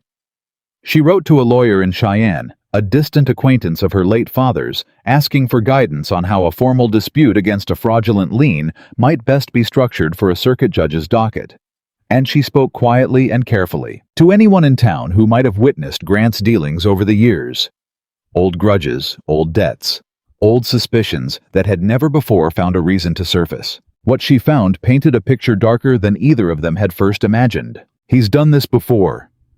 Maggie told Ethan one evening, the two of them sitting on overturned crates inside the half-finished house, the frame now fully raised and the roof beams taking shape overhead, a fire crackling in a temporary pit dug into the dirt floor for warmth against the cooling autumn nights. Ruth Beecher told me about a family, the Kavanaughs, who left Coulter's Ford 3 years back under circumstances nobody talks about plain. Grant held their mortgage, called in a debt they swore they'd paid, same as you. And when they couldn't produce the paper proof, house had flooded, papers ruined, they lost their land inside 2 months. Grant picked it up at auction for less than half its worth. Same pattern, Ethan said grimly. Same pattern exactly. Man's got a method, Ethan, and it's worked for him at least once before. Which means he's confident. Which means he doesn't expect a fight, especially not from a woman he's already dismissed as beneath his notice on account of her size and her circumstances. A hard, satisfied glint entered Maggie's eyes. That confidence is going to be his undoing. How do you mean? I mean a man who's certain he's already won doesn't bother covering his tracks as carefully as he ought to. Whitfield told us the ledger's untouched.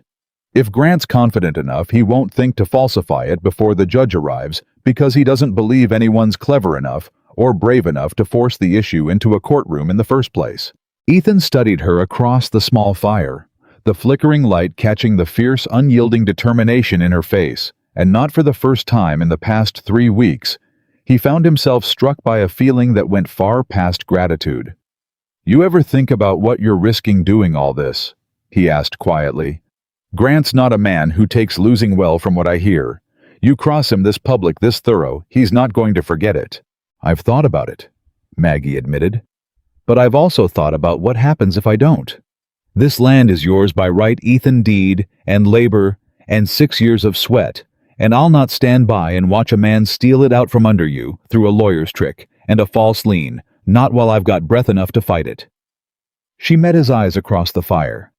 Besides, I told you already this is my home too now. I don't intend to lose it before I've even finished building it. The roof went on at the 4th week, the hired men working long into the evenings under lantern light to beat the first threat of true winter cold. And by the time the last shingle was nailed into place, the house stood transformed. No longer a skeletal frame against the sky, but something solid and whole, and unmistakably a home, the stone chimney rising proud from its center. The 2 glass windows Ethan had purchased that first day now set into their frames, catching the last amber light of the autumn afternoon. Maggie stood in the yard, looking up at it, ledger forgotten in her hand, and something in her chest ached with a fierce, unfamiliar pride. It's real, she said softly. It's real. Ethan agreed, coming to stand beside her. Woman shows up on a train 17 days ago to nothing but ash, and now look.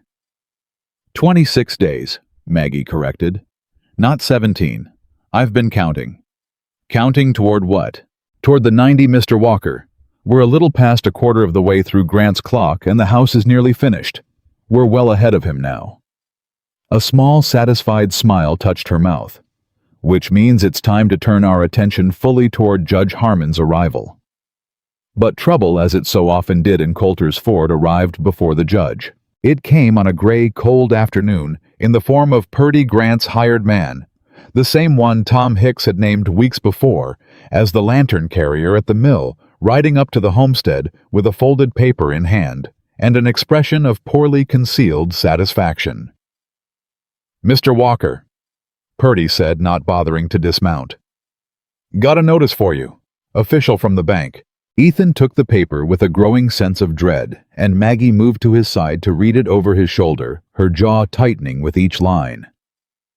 He's moved up the deadline, Ethan said, disbelief and fury warring in his voice.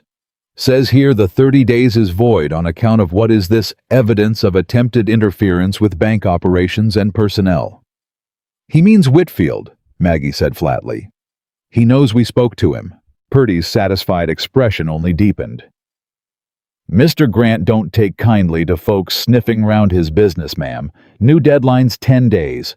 Full payment or the bank moves to force the sale on the water rights portion of the land straight away, judge or no judge. 10 days, Ethan said. Judge Harmon's not due for near 3 weeks. That's Mr. Grant's misfortune to sort out with the judge's schedule, not mine. Purdy tipped his hat insolent and slow, clearly relishing the moment. Y'all have a fine afternoon now. He rode off, leaving the paper trembling in Ethan's hand, and Maggie stood very still beside him, her mind already racing through the sudden narrowed window of time now bearing down on them like a landslide. 10 days, Ethan said, again the words hollow. 10 days and we can't even get a judge here to hear the dispute properly. Then we don't wait for the judge to come to us, Maggie said, a fierce, sudden resolve hardening her voice. "We go to him. He's 2 days' ride distant near enough, and that's if the weather holds.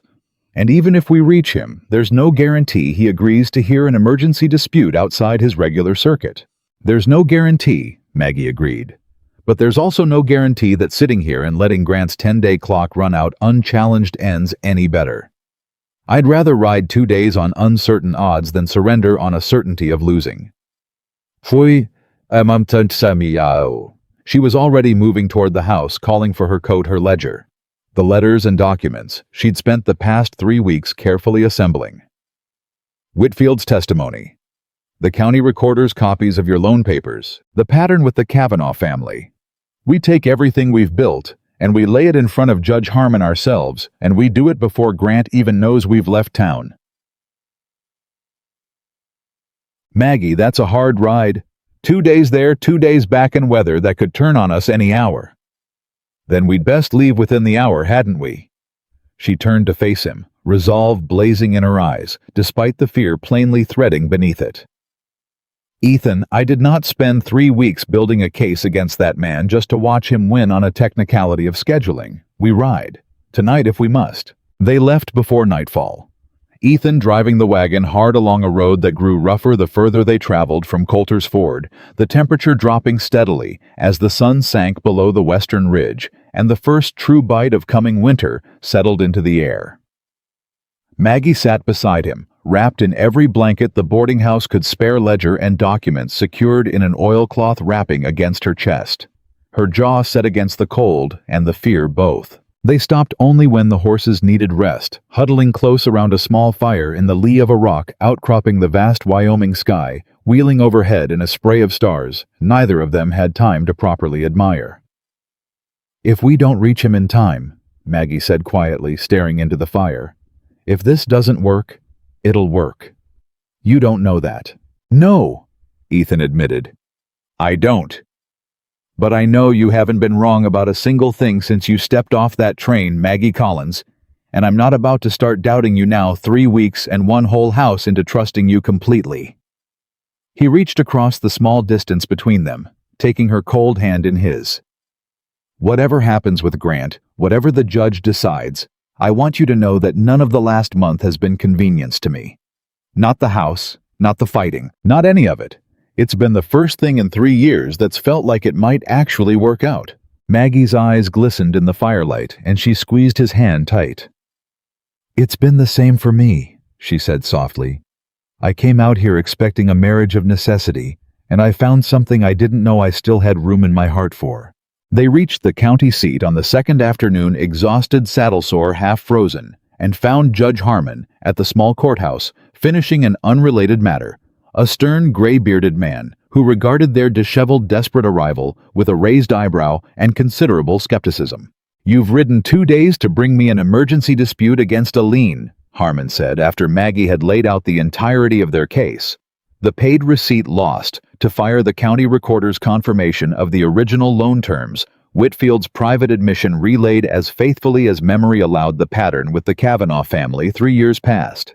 "That's a serious accusation against a sitting bank officer, Miss Collins, and I'll want more than your word and a young clerk's private conversation before I'll act against my regular circuit." "I understand, Your Honor," Maggie said, exhaustion and desperation both plain in her voice, but her composure never once cracking. "Which is why I've brought this." She produced from the oilcloth wrapping a final document. A letter from the county recorder's office arrived just before their departure, confirming in official language that Ethan Walker's loan had been recorded as paid in full 18 months prior, with the recorder's own seal affixed. Judge Harmon read it slowly, his stern expression shifting by degrees into something more troubled. "This changes things considerably," he admitted. "If the county's own records confirm the debt was settled, and Mr. Grant issued a lien notice claiming otherwise, that's not simply a business dispute, Miss Collins. That's fraud committed in writing by a man licensed to conduct banking business in this territory." "Yes, Your Honor. And you rode 2 days through worsening weather to bring me this evidence, rather than wait for my regular circuit." Grant moved up his deadline to 10 days, Your Honor, specifically to outpace your regular schedule. I didn't believe justice ought to bend to a fraudster's convenience. Something that might have been the faintest hint of respect flickered across the judge's weathered face. No, he agreed slowly. I don't suppose it should. He set the document down, considering a long moment. I'll issue an emergency injunction effective immediately, halting any action on the disputed lien until a formal hearing can be conducted. I'll ride back with you myself, no sense delaying further, given the seriousness of what you've laid before me. We'll hold that hearing in Coulter's Ford in 5 days' time, and Mr. Grant will have the opportunity to answer for himself before the full weight of this evidence. Maggie's knees very nearly buckled with relief, and it was only Ethan's steadying hand at her elbow that kept her upright. Thank you, Your Honor, she managed. Don't thank me yet, Miss Collins, Harmon said, gathering his own papers with brisk efficiency. Thank me after the hearing once we see whether Mr. Grant has an explanation that holds up under oath. In my experience, men who commit fraud this brazenly rarely have one. They rode back toward Coulter's Ford, with Judge Harmon's own carriage trailing behind the wagon. The return journey somehow faster, despite the accumulated exhaustion of 4 days near constant travel, buoyed by something that felt for the first time since Purdy's notice had arrived, very much like hope. But word travels fast in small territories, and by the time they crested the final rise toward town, a rider was already visible on the road ahead, spurring hard toward them. Tom Hicks' face grim hat, nearly lost to the wind of his own speed. Walker, he shouted, pulling his horse up hard beside the wagon. You need to get to town fast. Grant's found out about the judge. He's filing to force the sale early tonight before Harmon's injunction can even be recorded proper. Man's moving faster than any of us thought he would. Maggie's stomach dropped clean through the wagon boards. How much time do we have? She demanded. County clerk's office closes at sundown, Tom said. If Grant files before then, and the injunction ain't recorded first, he didn't need to finish the sentence. Ethan was already snapping the reins hard, the wagon lurching forward at a pace that threatened to shake every board loose. Judge Harmon's carriage struggling to keep pace behind them, and somewhere ahead past the darkening road and the first scattered lights of Coulter's Ford coming into view, the sun was already beginning its long final descent toward the western ridge and toward whatever verdict the coming hours would decide once and for all, whose name would remain on the deed to the home Maggie Collins had built with her own 2 hands out of nothing but ash, and refusal to walk away. The wagon hit the edge of town just as the last true light of day was slipping behind the western ridge, and Ethan didn't slow for a single rut in the road, didn't slow for the startled faces turning to watch them barrel past the mercantile and the diner and the church, didn't slow until the county clerk's office came into view, with its door still mercifully, impossibly standing open. There's still time, Maggie gasped, already scrambling down from the wagon before it had fully stopped. Barely, Ethan said right behind her. They burst through the door together to find the county clerk, a thin, nervous man named Whitmore, standing at his counter with a stack of papers in front of him, and across from him, Harold Grant, mid-sentence, his face going slack with shock at the sight of them. Walker, Grant said, recovering fast, his voice sharpening into something cold. This is a private matter of bank business. I don't recall inviting you. You don't need to invite a man to witness the theft of his own land, Grant. Ethan's voice was low controlled, but there was iron underneath it now, forged by 5 weeks of building something with his own 2 hands, only to watch a man in a fine coat try to take it away with nothing but a pen and a lie. Mr. Whitmore, has that filing been recorded yet? Whitmore glanced nervously between the 2 men, clearly caught in a current far bigger than his small office had ever seen. I was just about to stamp it, Mr. Walker. Mr. Grant's asked for expedited processing on account of... Don't, Maggie said, stepping forward breathless from the ride, but her voice carrying with the same unshakable authority it had carried since the moment she'd stepped off that train 5 weeks before. Mr. Whitmore, I have here an emergency injunction signed and sealed not 4 hours ago by Circuit Judge Harmon, halting any and all action on the disputed lien against Mr. Walker's property pending a formal hearing. I would ask that you review it before you stamp anything at all. She produced the document, hands trembling from exhaustion and cold, but her voice never wavering, and Whitmore took it with visibly growing alarm, reading it over with the careful, panicked attention of a man who understood exactly how much trouble he'd be in if he processed a filing in direct violation of a judge's order. "This is—" Whitmore looked up first at Maggie, then at Grant, whose face had gone the color of old ash. "This is a valid injunction, Mr. Grant. I can't process your filing, not while this stands." "That's absurd." Grant snapped through the confidence in his voice had thinned considerably. "A judge doesn't simply issue emergency orders on the word of a—" The door swung open again before he could finish, and Judge Harmon himself stepped through it, carriage dust still on his coat, his expression carrying the particular gravity of a man who had ridden 2 hard days specifically to be present for this exact moment. "On the word of a woman with the county recorder's own seal on evidence of fraud, Mr. Grant," Harmon said, "I'd advise you choose your next sentence carefully. I've read every document Miss Collins brought before me, and I've had 2 days on the road to think through the particulars, and none of what I've concluded paints a flattering picture of your conduct." The office fell utterly silent. The only sound the faint crackle of the stove in the corner, and Grant's own ragged breathing, his composure fracturing visibly under the weight of a circuit judge's unexpected unwelcome presence. "Your Honor," Grant managed, "I don't know what these two have told you, but I assure you whatever discrepancy exists in the Walker account is simply a matter of the county recorder's own records confirming the loan was paid in full 18 months before you issued a lien claiming otherwise," Harmon interrupted flatly. "A matter further of a pattern that appears, and I intend to look into this most thoroughly, to bear striking resemblance to the circumstances under which a family named Kavanaugh lost their land to your bank 3 years past. I'll be requesting those records as well, Mr. Grant, and I'll expect your full cooperation, given the alternative is a formal inquiry into your banking license."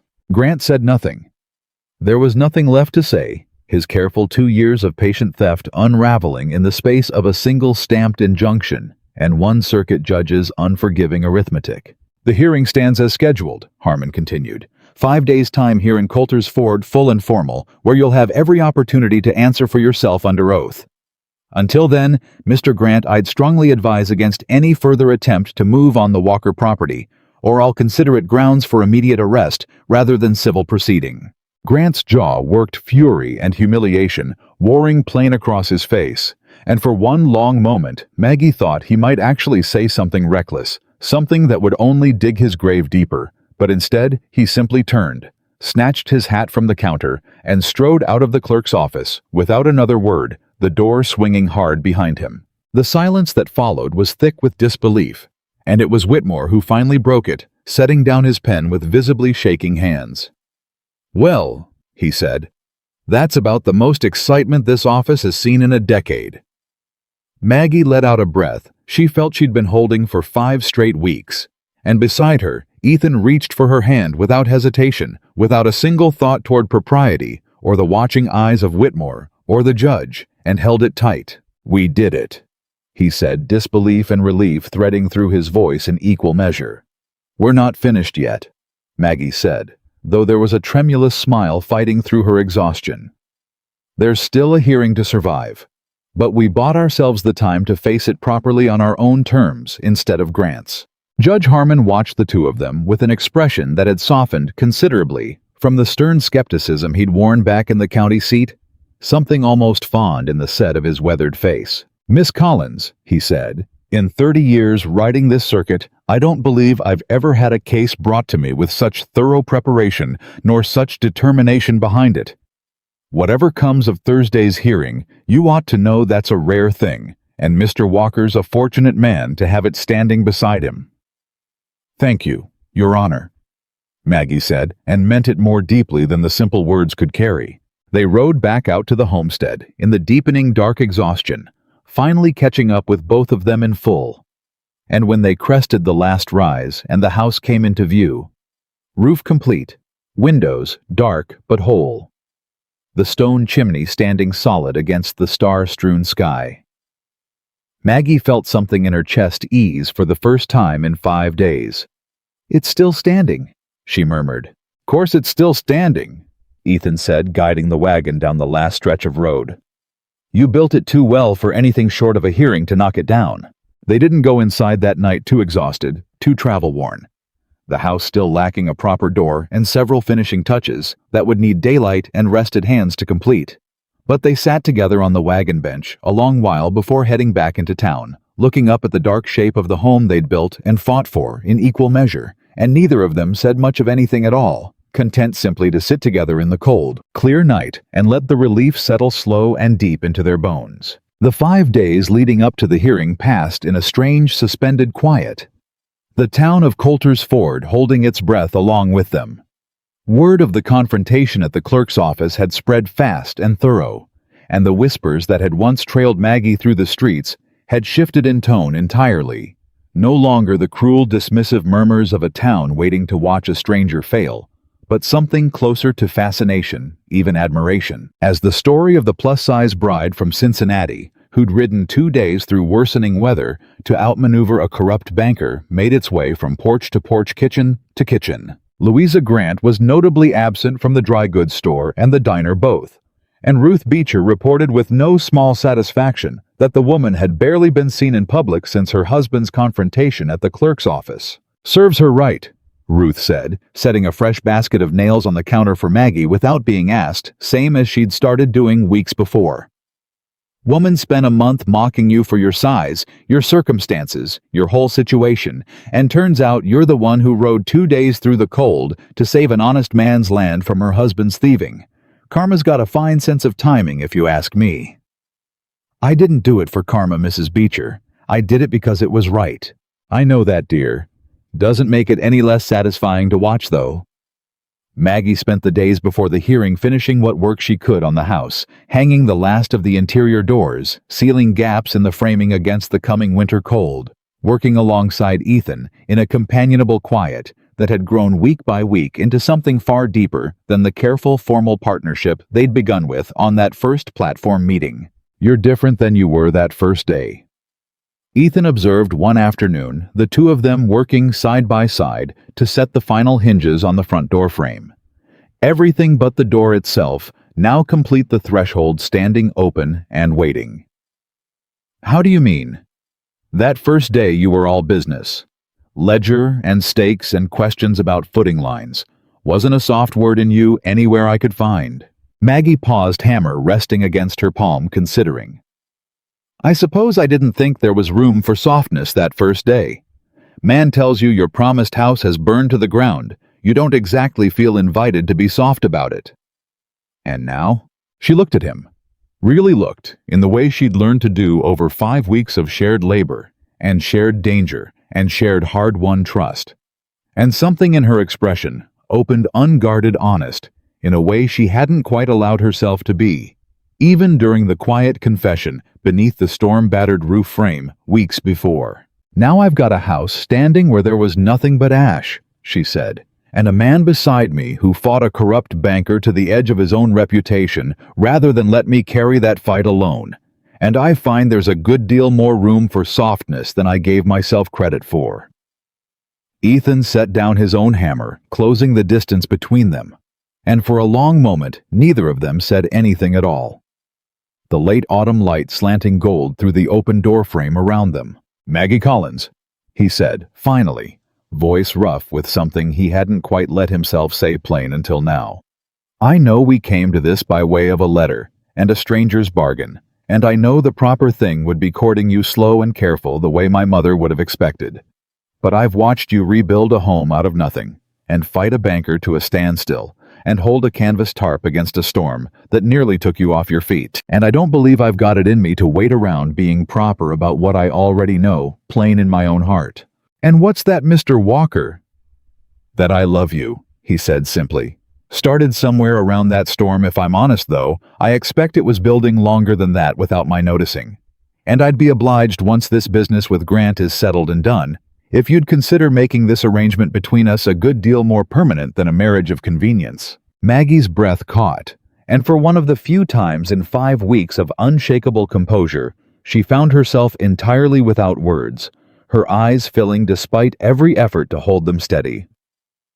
"I came out here expecting nothing more than survival," she said when she'd found her voice again. I never once let myself imagine I might find this instead. Is that a yes? That's a yes, Ethan Walker.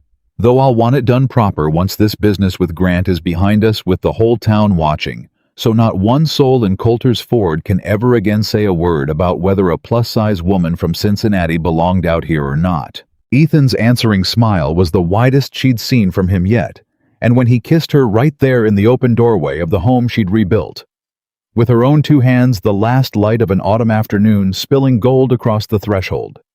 It felt to both of them like the truest kind of homecoming. The hearing convened 5 days later in the town's small meeting hall, packed near to bursting with nearly every resident of Coulter's Ford who could find a reason to attend curiosity and long-simmering grievance against Harold Grant, drawing out even those who'd never before shown much interest in civic proceedings. Judge Harmon sat at the front, with the particular stern gravity of a man who had spent the intervening days reviewing every document Maggie had assembled, cross-referencing county records, and as it turned out quietly interviewing the Kavanaugh family, who had resettled 2 counties over after losing their land 3 years before, and had responded to Harmon's inquiry with a written account that painted Grant's pattern of fraud in unmistakable damning detail. Whitfield sat near the front as well, pale and visibly nervous, but present nonetheless.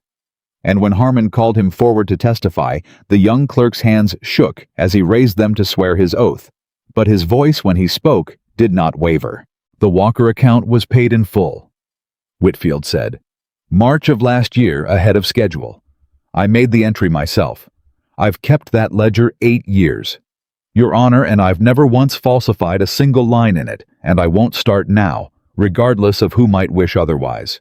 Grant, seated at the front with a lawyer hastily retained from the county seat, objected repeatedly, argued technicalities attempted at one point to suggest the entire matter was a personal vendetta, orchestrated by a bride embarrassed at finding her promised home in ashes. An accusation that drew audible scornful murmurs from the packed hall, several voices rising in open objection before Harmon's gavel restored order. But the evidence laid out piece by careful piece exactly as Maggie had assembled it over 3 relentless weeks proved impossible to dismantle. The county recorder's confirmation, Whitfield's sworn testimony, the Kavanaugh family's written account delivered by post and read aloud into the record, describing a pattern identical down to the smallest detail, a paid debt claimed as outstanding, a deadline moved up without warning, a forced sale executed before any proper defense could be mounted. By the time Judge Harmon called the proceedings to a close well past midday, the verdict felt to nearly everyone gathered in that packed hall like a foregone conclusion. Harold Grant, Harmon said, his voice carrying grave and final across the silent room. This court finds sufficient evidence of deliberate fraud in your conduct regarding the lien filed against Ethan Walker's property. The lien is hereby voided in full effective immediately, and I am additionally referring the matter of the Kavanaugh land seizure to territorial authorities for formal investigation, given the clear pattern of conduct this hearing has revealed. Furthermore, I am recommending to the Territorial Banking Commission that your license to conduct banking business in this county be suspended pending full review. The hall erupted not into chaos, but into something closer to collective long-withheld release murmurs and low exclamations rippling through the packed benches as 5 weeks of tension finally broke. Grant sat frozen at the front table, his face gone entirely bloodless. And when he finally rose, his lawyer already gathering papers with visible haste, he turned toward Ethan and Maggie one last time, something venomous flickering behind his eyes despite the crushing weight of his defeat. This isn't finished, Grant said low, meant only for them. It is Mr. Grant, Maggie said, standing herself, now meeting his gaze without a single flicker of the fear he'd clearly hoped to find there. It's entirely finished. And I'd suggest you spend whatever time you've got left in this county thinking hard about the Kavanaugh family and whoever else you've wronged over the years, because I don't believe Judge Harmon's inquiry is going to stop with just the 2 cases we've brought before him. Grant had nothing left to say to that. He turned and left the hall with his lawyer trailing behind him, and the moment the door closed behind him, the packed room broke into applause. Real unrestrained applause. Townsfolk rising from their benches, and at the center of it, Ruth Beecher's voice rose loud and clear over the rest. 3 cheers for Maggie Collins.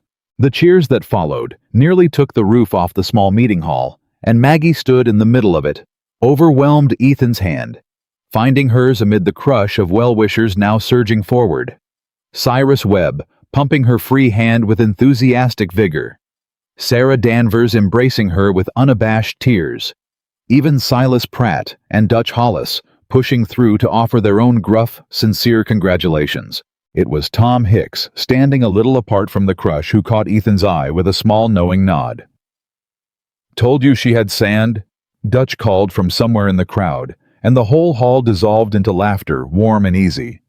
The particular laughter of a town that had watched something remarkable happen right in front of them, and finally allowed itself to celebrate it without reservation. Even Louisa Grant, standing near the back of the hall, pale and silent, could find no cruel word left to offer her husband's ruin, too complete, too thoroughly earned, to leave room for anything but her own quiet retreat. The town spent the following week in a kind of collective exhale, the shadow of Grant's corruption lifting fully now that his banking license sat suspended and territorial investigators had already arrived to begin combing through years of his records. Whitfield, freed at last from the fear that had constrained him, took over temporary management of the bank's affairs, with the same careful, honest precision he'd brought to 8 years of unblemished bookkeeping. And more than one resident of Coulter's Ford found themselves receiving quiet, overdue corrections to accounts they hadn't even known had been mishandled. But for Ethan and Maggie, the week belonged to something far more personal. Finishing at long last, the home that had begun as nothing but ash and a stranger's honest confession on a cold train platform. The final door arrived from Jasper Combs's hardware store on a Tuesday morning, a good solid piece of oak with proper hinges, and Ethan spent the better part of the day hanging it himself, careful and precise, in a way that spoke to exactly how much this particular piece of the house meant to him. Maggie watched from the yard ledger closed, now tucked under one arm, more from habit than necessity, the long months of careful calculation finally fully complete. The house stood whole around her stone foundation, reinforced and extended just as she'd first sketched it by candlelight. The chimney integrated seamlessly into a design stronger and more thoughtful than what had stood before, the 2 glass windows, catching the low autumn sun and scattering warm light across the swept front porch. The frame solid, the roof tight against the coming winter. Every board and stone and nail placed with a precision that had over 5 weeks become something closer to devotion than simple carpentry. "How's it look?" Ethan called from the doorway, testing the hinges one final time, the door swinging smooth and silent on its careful mounting. "Try it," Maggie said. He swung the door fully open, then fully closed, and it moved without a single catch, without a whisper of friction, closing flush and true against its frame, with the particular satisfying solidity of work done exactly right. "No friction," Ethan said, a slow smile spreading across his face. "No resistance at all." "Course there isn't." Maggie crossed the yard toward him, brushing sawdust from her hands. "I measured that frame myself, twice." He caught her hand as she reached the threshold, pulling her gently to a stop, right at the edge of it, the exact spot where 5 weeks before there had been nothing but scorched earth and a single standing chimney where a man had stood with ash in his boots and a return ticket in his hand. Certain the only honest thing he had left to offer a stranger was the truth of his own ruin. "Do you remember what you said?" Ethan asked. "That first day when you knelt down and put your hand on that foundation stone." "I said it was still good." "You did." He looked past her, out over the yard, over the marked path where the barn would rise again. Come spring, further off this time, upwind built smarter for having burned once already. "I didn't believe you that first minute. Didn't believe anything good could come out of what I'd lost. But you saw something in that ash I couldn't see myself, and you were right about it, same as you've been right about nearly everything since." By late afternoon, word had traveled through Coulter's Ford, as word in a town that size always did, that the Walker homestead stood finished at last. And by the time the sun began its long golden descent toward the western ridge, a small gathering had begun to form at the edge of the property. Sarah Danvers, with a basket of fresh bread. Ruth Beecher and her husband Cyrus Webb, and his mules Silas Pratt, and his sons Dutch Hollis. Tom Hicks, and a dozen others besides, drawn not by any formal invitation, but by the simple, powerful pull of witnessing something rare, a house risen twice from the same ground, stronger the second time, built by hands that had refused at every turn to accept defeat. They kept a respectful distance at first, gathering near the fence line, murmuring low among themselves, watching Ethan and Maggie stand together in the doorway of the finished home, with the particular reverence a town reserves for moments it understands to be significant, even before it fully understands why. "They're not coming any closer," Maggie observed, watching the small crowd hold its distance. "They're not sure they're invited," Ethan said, and then louder, calling out across the yard. "Well, come on then. House isn't going to warm itself, and Sarah's brought bread enough to feed the whole territory from the look of that basket." The crowd surged forward at that laughter and conversation rising warm and easy across the yard. Townsfolk pouring through the finished doorway to admire the work firsthand, running hands along the reinforced stone, remarking on the solid craftsmanship of the framing, marveling at how the two glass windows caught and held the day's last light. And Maggie found herself for the first time since stepping off that train 5 weeks before, entirely surrounded by warmth rather than whispered doubt. Louisa Grant was notably permanently absent from the gathering, and nobody in Coulter's Ford seemed inclined to remark on it or to miss her presence in the slightest. As evening settled fully over the Homestead, lanterns lit inside the finished home for the first time, casting warm golden light through the two glass windows and out across the gathered crowd. Ethan found a quiet moment to draw Maggie aside, out onto the front porch, away from the noise and warmth of the celebration still unfolding within. "I've got something for you," he said, producing from his coat pocket a small, simple ring. Not the fine, ostentatious jewelry a wealthier man might have offered, but a plain gold band clearly worked by a local craftsman's careful hand. "Ethan, I know it ain't much to look at," he said quickly. "Figured given everything you'd rather have something honest than something fancy. Same as that first day on the platform."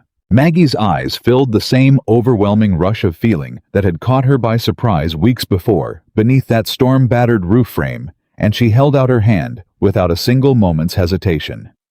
"It's exactly right," she said, her voice thick with emotion, as he slid the ring onto her finger, a perfect fit, simple and solid and true. "Honest is all I've ever wanted, Ethan Walker. Same as you." Inside, the gathered crowd had grown quiet, drawn by some instinct toward the doorway. And when Ethan and Maggie stepped back through the threshold, hand in hand, the newly hung door standing open behind them, the whole room seemed to understand at once what had passed between them on the porch. Sarah Danvers was the first to speak, her voice thick with happy tears. "Well, it's about time if you ask me. Whole town's been watching you two fall for each other for a month now, and half of us placed bets on when you'd finally make it official." Laughter rippled warm through the crowded room, and Maggie found herself laughing too unguarded and easy, surrounded by faces that had shifted over 5 short weeks from suspicion and cruelty to genuine hard-won respect and affection. "We'll do it proper," Ethan announced to the room. "Soon as the preacher's got a Sunday free. Whole town's invited. Wouldn't be right to celebrate this house without celebrating what's been built alongside it." The evening stretched long and warm. After that, the small gathered crowd eating Sarah's bread and Ruth's preserves and whatever else had been hastily assembled for the occasion, filling the finished home with laughter and conversation, and the particular irreplaceable warmth of a community that had in the end chosen to stand with rather than against the people who had refused to let tragedy have the final word. Later, much later, when the last guests had finally departed and the lanterns had burned low, Ethan and Maggie stood alone together at the center of the home they'd built. The fire crackling warm in the reinforced chimney, the 2 glass windows dark now against the deep autumn night, the whole structure settling around them with the particular quiet solidity of something built to last. 5 weeks, Maggie said softly, looking around at the finished walls, the solid floor, the chimney that had once stood alone in a field of ash, and now anchored an entire home built stronger around it. 5 weeks ago, I stepped off that train not knowing what I'd find, and I found nothing but ruin. And now I've got a house that refused to stay broken," she said, "and a man who refused to let it, and a whole town that's learned better than to judge a person by the size of her, or the circumstances she arrives in, or how much she's already lost, before she's even had the chance to prove what she can build. She looked up at him, firelight warm across her face, the plain gold band catching the light on her hand. "I'd say that's not a bad 5 weeks' work, Mr. Walker." "Not bad at all, Mrs. Walker," he said, testing the name out loud for the first time, a slow, wondering smile spreading across his face at the sound of it. "Little premature, maybe, but I like the sound of it well enough that I don't much care." "Premature by a few weeks only," Maggie said, laughing softly. "I intend to hold you to that Sunday Ethan Walker preacher's schedule or no." He pulled her close, the fire crackling steady in the chimney that had once stood as the only witness to total devastation, and now stood instead as the very heart of something rebuilt, something proven, something that no fire, no fraud, no cruel word from a banker's wife or a town full of doubters had managed to break. Outside, the Wyoming night stretched vast and star-strewn over a homestead that had burned to nothing and risen again bigger and stronger and truer than it had ever been before, not despite the woman who'd arrived to find only ashes, but entirely because of her. The house stood finished. The lien lay voided. The banker's schemes lay exposed before the whole territory, his corruption unraveling further with each day that passed as investigators uncovered the full weight of what he'd done to families who'd had no one willing to fight for them the way Maggie had fought for Ethan. And within the walls of that rebuilt home, warm firelight dancing across stone and timber that had been ash and ruin just 5 short weeks before, 2 people who had come together, first out of necessity, then out of shared struggle, then finally out of a love neither of them had expected to find again, stood together at the true beginning of everything still to come. Maggie Collins had arrived in Coulter's Ford expecting a home, and found instead a pile of ashes and a stranger's honest confession of ruin. She had chosen in that moment not to run, and in choosing to stay, in choosing to see a foundation stone still good beneath the char, a man still worth trusting, beneath his grief, a home still worth building. Even after everything had burned, she had built something far greater than 4 walls and a roof. She had built proof standing solid and unshakable against the Wyoming sky that no fire, no fraud, and no cruelty could ever truly destroy what a determined heart refused to let stay broken. The homestead did not merely survive. It triumphed whole, unbreakable, and forever theirs.